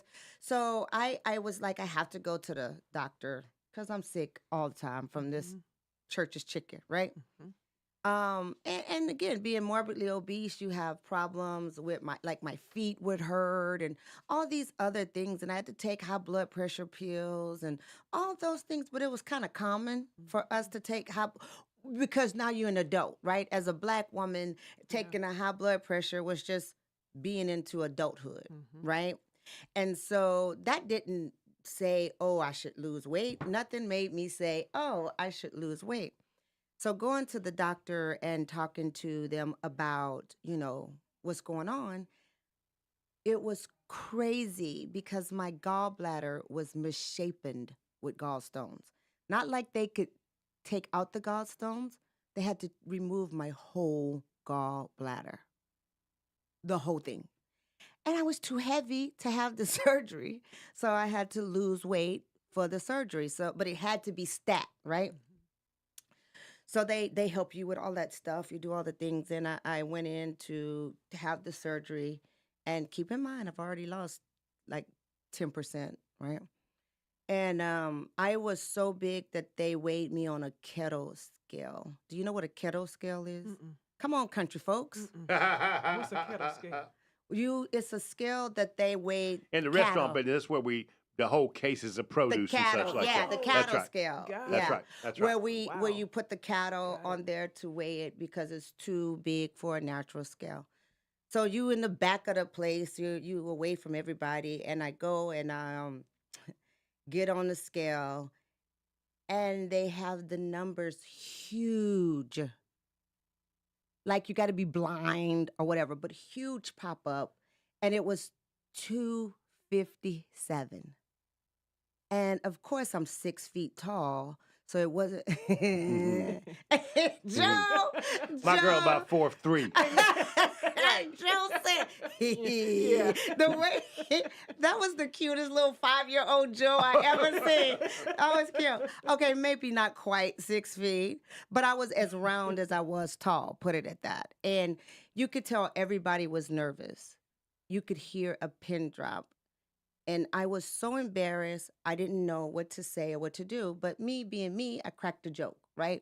And I said, I'm going to lose 100 pounds. And then, the doctors, and the nurses, ha, ha, ha, ha, ha. But somehow it resonated with me because that was the beginning of my journey. Because, when they taken away a body part, you can live without it. But, I really don't think God give you extra nuts and bolts just in case, right? Right. I'm like, no. So I did a lot of research on it. And Bill's missing a few. oh, Bill, who took them? But that was just literally a life-changing event for me. And when I found out that the gallbladder was basically your trash can of your body, and to know that I had filled my trash can up at the age of like 30, that's insane. So that was how I got into what I do now. And I love the theme for tonight. This is all about me. Yeah. This is You and Tracy were the top of Bill and I's list when we were putting this together. Yeah. Thank you. Because I talk about it because this is a small business, the 11th annual small business event. You got it. Right? You got it. And so you got to say it with a little attitude, but you're right. She just did. I mean, I can't say nothing without attitude. That's who I am. But what I'm saying is, in a whole business, do you think of yourself? That is what you ladies have taught me. That you And- are a small business. No, that I need to think more of my physical and mental self in a business setting. Oh, Because I haven't done that. that's right. And it wasn't until you ladies introduced me to that. I would have years ago made fun of that and, Well, just you rub was that making off. you was making fun of it tonight. Well, okay, maybe a little bit. Joe, Maybe a little bit. I was listening closely. I'm curious. Okay. So tell me the mindset. So was it the number on the scale that shifted perspective, or was there No. something else that happened? What was the mindset that said, I got to transform and do something different? It wasn't the number on the scale because I was fabulous. At a size 24 or a 00, I'm fabulous, right? So I could care less what that scale said. But what really got me was taking out the body part, right? And so here's the thing, Tracy, I was the girl at the gym every morning. I wake up every morning at 4:30. I was at the gym at 5 o'clock, size 24. But that shows you that I was doing the things that I thought I was supposed to do. But you can't outrun a diet. Right. You can't outrun a diet. And even if you are trying to do the diet part and you're doing all the things, if you don't do the work within, it still doesn't matter. And people don't get that. Thank you, baby. I appreciate you being here. So we got to go to our next guest. But Tracy, I would like for if you don't mind, Yes. I would like Switch for it up. Elizabeth to stay. Boom, boom, boom. And then we're gonna bring our next guest in. Sounds great. Tracy, Elizabeth, can you stay? Absolutely. Okay. Thank you so much, Tracy. Thank you so much for being here. I appreciate it. So Elizabeth, you got up at 4:30 in the morning to go work out. Yeah. So listen, That's discipline right there. I got two different Elizabeths, and the Elizabeth that was a size 24, I call her fatigue E, right? But that's a mouthful, so I call Right. her fat E. Get it? Yeah. And now I'm Fit One, Miss Fit One. So it was because I was trying to do the things. I'm a very disciplined person. Yeah. So that's not the thing. What time did you go to bed to get up at 4:30 and then go out to the gym? So that was also a problem. I wasn't maintaining a sleep pattern, right? I was doing all the wrong things, but trying to put the things in. I didn't have the formula.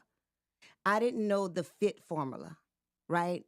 And the fit formula is F for focus, move with intention, and that's where the transformation happened. That's that fit And formula. remind people your website. Where's your website at? Because Bill, she has all of this on the website and can customize something for her clients. Right, yeah. My website is MissFit1Lifestyles.com, and that's MSFITONE.com. Thanks, Elizabeth. Thank You are listening to the #1 talk business show in all of North Carolina. This evening, we have carefully put together a group of spectacular people. You just listened to another one. This is our 11th annual small business event. We're getting ready to introduce you to another one. This is News Talk WSIC, broadcasting live, streaming live, anywhere you want to get it. The book, the chain, the tubes, the X podcast. Those of you that don't know Joe Talk, that is Facebook, YouTube, and LinkedIn and X. And you also can get us on WSICnews.com. I am Joe Vagnone. I'm here with Bill Russell. I'm also here with my dear friend, whether she will admit it or not, Elizabeth Collin. Elizabeth, thank you so much for hanging around. Thank you, Colin. Colin. I keep getting that wrong, don't I? Like a butt. Okay. Like I got a gabupa. Okay. Colon. That's probably why I don't say it like because you want me to say it. Married an ass. Elizabeth, Miss Fit One. Yes, that's Got it. All the time. Okay, got it. So, do I get to make this introduction, Bill, or we're going to fight over Well, this? actually, I tell you what, I introduced his two daughters here like 2 months ago, and I'm not sure if John can live up to the interview I did with Sophie and Macy, but go ahead. I absolutely can. So let me try this introduction to both of Bill and I would like to call him our friend, John Bradford. He is the founder of two startup companies, Park Avenue Properties and PetScreening.com. Park Avenue Properties was listed by Inc. magazine as one of America's fastest growing privately owned companies for 3 consecutive years. He is also serving his second term in North Carolina House Representatives as Minority Whip, Deputy Whip, and Chairman of Regulatory Reform. Free Enterprise North Carolina just ranked John number 3 out of 120 House members as being the #1, the most business-friendly legislator. PetScreening.com, the industry's first and leading pet policy management software. Pet Screening, streamlining animal processes and implementing pet policies for property managers, property owners, and apartment complexes all over the country. PetScreening.com allows residential and commercial companies to become more pet inclusive, all while saving them time and making them more pet-related revenue. PetScreening.com. Unleash pet responsibility policies and maximize your pet portfolio while minimizing your liability. John Bradford, let's get this puppy started. I got that from his website. Yep. So, John, thank you, my friend. I know it's been a long day, and I really appreciate you doing this for us. You know that this is a big deal for me and Bill in the chamber and WSIC. You have been driving all night after working all day. And Thank you. took a vote at 5 o'clock, right? 5 o'clock. 5 o'clock, vote took a vote in Raleigh and and is here. raced out to get here. Thank you, my friend. You're we welcome. really do Yeah, appreciate it. thanks for having me. So people don't know this, but my love affair with John Bradford is not because of politics, although I love him for his politics, you understand. Most people don't realize this, but this is a dude that just absolutely have built and created from scratch. Let me say this again, from scratch. 2 multi-million-dollar businesses, and last time I checked, PetScreening.com is exceptionally successful, and I'm positive that you will be hearing much more of this business in the future. And John started this from nothing. So, John, you're a big deal, dude, and we appreciate you being here, buddy. Well, hey, thank you for having me on the show. Nice to meet you, Miss Colin. Nice to meet you Yes, as ma'am. well. I said that right. By the You way. sure did. I listen. You I be listen. Elizabeth. listening. You call her Elizabeth. Okay, Elizabeth. Okay. So, So thank you, John. yeah, Thank you for being here. thanks So, for having me. We don't have a lot of time, and we all are ready at the end of a night. But walk me through like the I call it secret sauce. What is it that John does that tends to allow him to start up these businesses and grow them to a multi-million-dollar level that others just haven't done? What is that difference in John? Well, I've told people many times that I'm definitely an entrepreneur. I mean, I was the kid, selling lemonade, cutting grass, whatever. I mean, I'm a hustler. I'm a scrappy hustler. I always have been. I come from a mom and dad that I love my parents so much. They taught my sister and me the value of hard work, the value of a dollar. But we came from very humble beginnings. I mean, I grew up in a house that's half the size of my current home basement. So, I just was raised in a way to go after it. So fast forward, I think the secret to the secret sauce, I guess, to my success is I always lead by example. I never ask others to do things that I wouldn't do. I remember years ago when I had Park Avenue, we would stop on Tuesdays and then Thursdays to stop and clean the office as a team. And I would clean the toilets because I thought that if I didn't want people cleaning the toilets, and you're never too good to clean someone else's toilet. That's a lesson that even I've taught my daughters who were here on the show not too long ago. And so, you get a lot of respect from people when you're willing to do things that perhaps others will turn their nose up. And so I've always immersed myself in everything that I do. And as an entrepreneur, I have competed in inventors contests. I have tried a lot of things, and a lot of things have not worked out because, you have to fail trying, but it's really how you react or how you handle the failure that I think probably defines or maybe separates, I would say, real entrepreneurs from people who say they're entrepreneurial, because it's so easy to throw in the towel when you fail and go back to, say, working for someone else, which is most certainly fully acceptable. A lot of people do that. Those of us that are wired to do our own thing, we just go find a way. And so I have had, I've tried things that just have not worked, but thank goodness I've tried some things that have worked. And I tell people, if you have an idea, it's only an idea until you do something with it. Right. It's And the implementation the of that execution. idea that makes the difference. And put your money where your mouth is, and you got to go for it. And the number of people that say, "Oh gosh, I had this idea and then I didn't do it, and then I saw someone else doing," I'm like, "Well, if you would have gone for it, maybe that could have been you." So you have to do a lot less talking and a lot more doing, and that's what I've done. And I don't know. I don't know it all. I just know that if I'm going to bet on anybody, I'm going to bet on myself. John, you may have just answered the question I was going to ask, but as an entrepreneur yourself, what advice would you give for any startup business owner, or maybe that business owner that's struggling? What advice would you give that person? I think it's incredible to surround yourself with people who are smarter than you. And so I've always tried to bring people into my circle. You got that covered, Joe. Excuse me? What you say? Especially tonight, right, Elizabeth? No, I'm sorry. Yeah, go. And so I've tried. I would just tell people, surround yourself with people who are smarter than you, meaning have a network of people you can lean on and bounce things off of, and because you have to have some. If you go to your friends and tell them your ideas, they're probably going to tell you it's a good idea, even if it's a terrible idea, because they don't know how to tell you no, because they're your friends, and they're not going to let you down. So you could have a really terrible idea, and they're going to say, "Wow, that's an awesome idea," because they don't know how to be honest with you because they're your friends. want to go back to another. We recently had a meeting where we talked about what's one thing you wish you could gone back and tell an earlier version of yourself.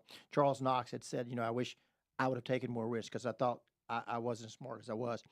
What is one thing if you could go back to John Bradford, who just got out of Clemson, just graduated, and you could say, do this, what would you tell him? Before he answers that, you do understand he was in a mascot suit for 2 years before he got out of college. Hey, listen, I'm sitting beside a Clemson graduate. Okay? Yes. There is a lot to be said that I'm sitting beside a Clemson graduate right now. There's always that one guy. No. That's right.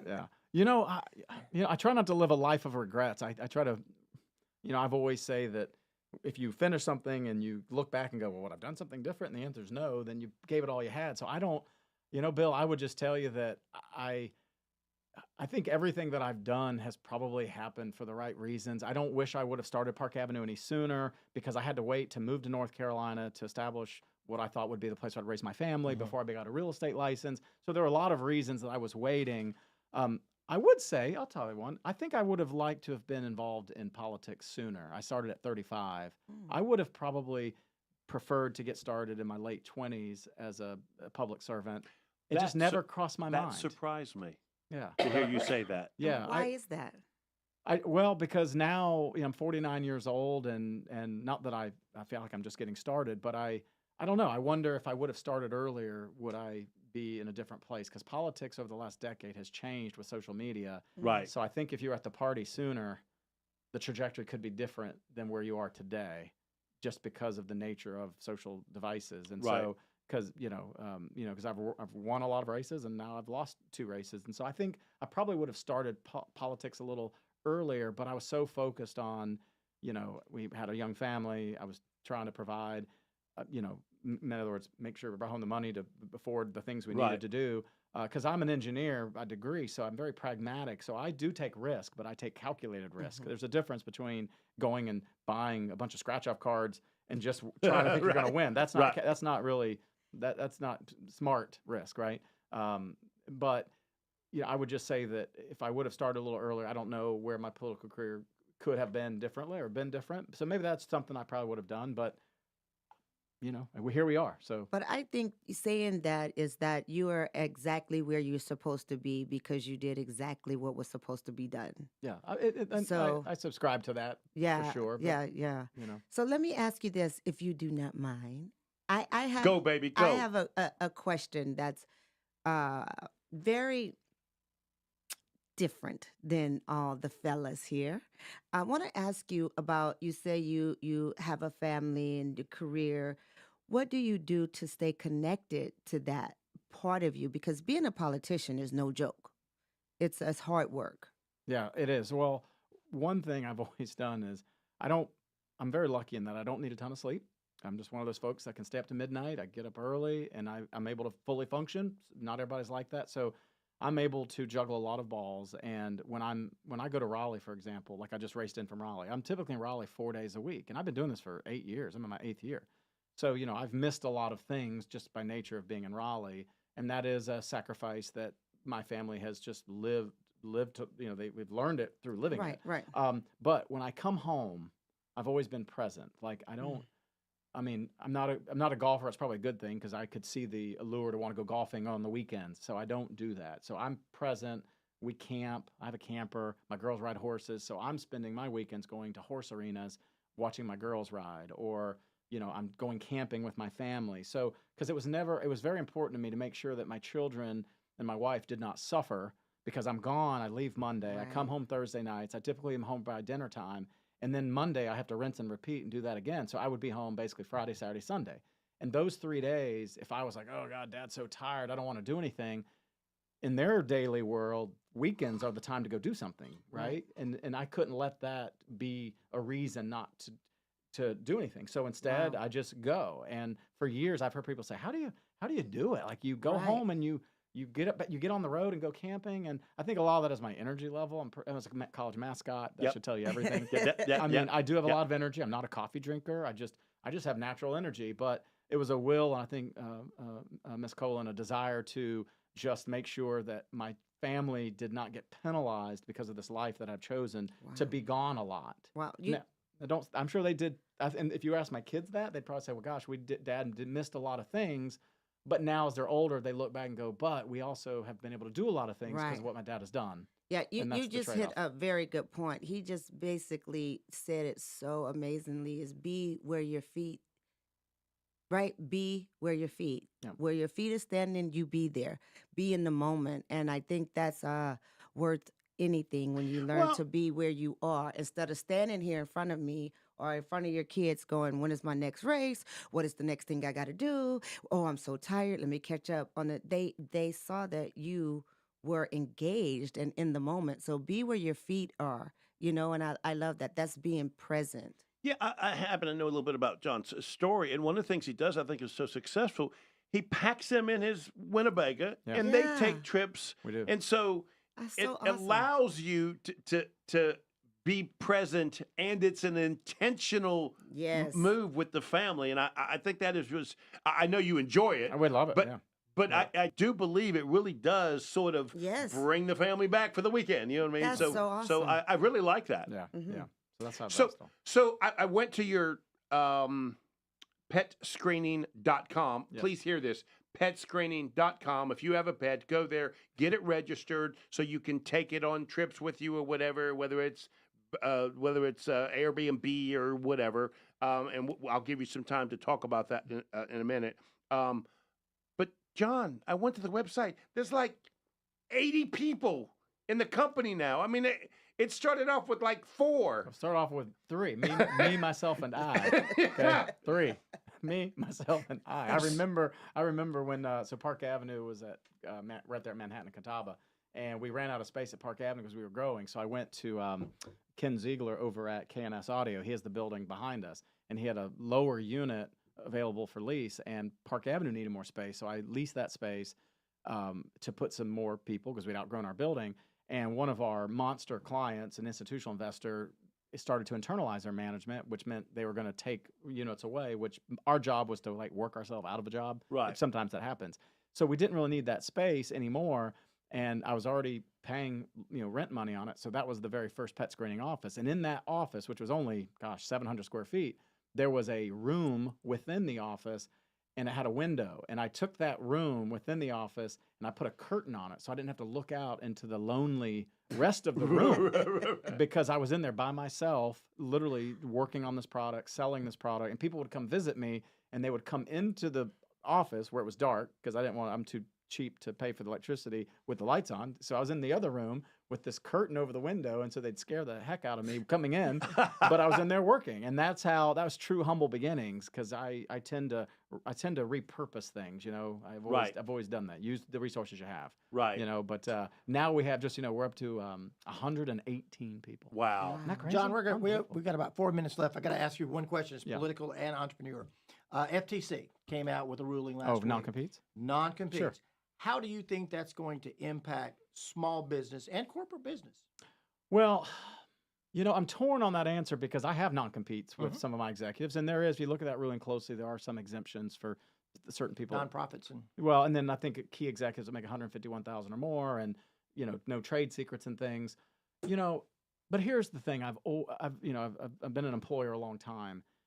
I want a team of people that want to be there, and I'm the first to say, if you don't want to be here, I want to help you go find something you want to do, because if you're not happy, you're not going to produce the way I would need you to produce. So, and if you're good at what you do, and someone were to leave you and go to your competition or go create another company, what's the saying? It's hard to, it may be easy to replicate, but it's hard to emulate. But because, it does still take leadership. It still takes tenacity. It still takes vision. It still takes all these things that I'm not so sure that those folks are going to have. So I'd rather let someone go. I've had people that work for me and then have gone out on their own and started competing property management companies. But there's so much business to go around, Bill. There's so much business to go around. So you and I might agree on that, right? Yeah. Matter of fact, you can have a non-solicitation to do the same thing and protect my clients and that sort of stuff and still go out. But where we might, and it's for another day, I hate that they made that ruling without going through the proper channels. It rubs me raw that a department can just do that. Yeah, well, that's definitely. I mean, it does feel. I could see it say, "Well, that's a huge overreach," because it was kind of it's a huge decision. Right. It's a very monster decision. But in the day and times we live in, I'm not terribly surprised that happened. I would just say that it just makes employers like me continue to keep our pencil sharp, to have a great culture, to want to, if you're doing it right, people will want to stay with you. That's right. So if you treat them right, if you pay them well, if you treat them with respect, chances are they're going to stay, and then you'll have that issue anyway. Now, when it comes to trade secrets, now that is something that's different, because if someone has the keys to the kingdom, that's and correct. now they can take it somewhere.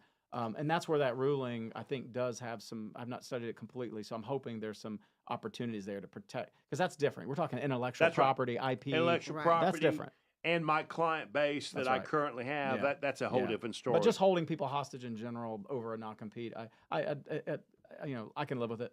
Right. I've always kind of just let people do that anyway, because I'm like, well, good luck. Right. We've only got a minute. Anything you want to say to the listeners out there? You are by far one of my favorite small business people, because it's the startup, man. It's that's what makes you different to me. Yeah. Well, look, we're having fun, and I would just say anyone can do it. There's nothing special about me. I'm a hustler. I mean, if you're a hustler and you're willing to work, you can go do it. You just got to find something that you love, and I do love what I do. I think that's incredibly important. And then for your listeners, don't go to petscreening.com. Go to Fido Alert. We've created Amber Alert for pets. Okay. It's a free service. My company pays for this. We send you a free dog tag, and if you have a cat, it's Tabby Alert. We send you a free cat tag, and it's like Amber Alert for pets. Check it out. Fido Alert, Tabby Alert. Thanks, my friend. Yep. Bill? Thank you, Joe, for another great small business event. Where your business matters. We'll see you next year. Hey, John, thanks for Thank that you. drive, Yeah, buddy. I'm sorry.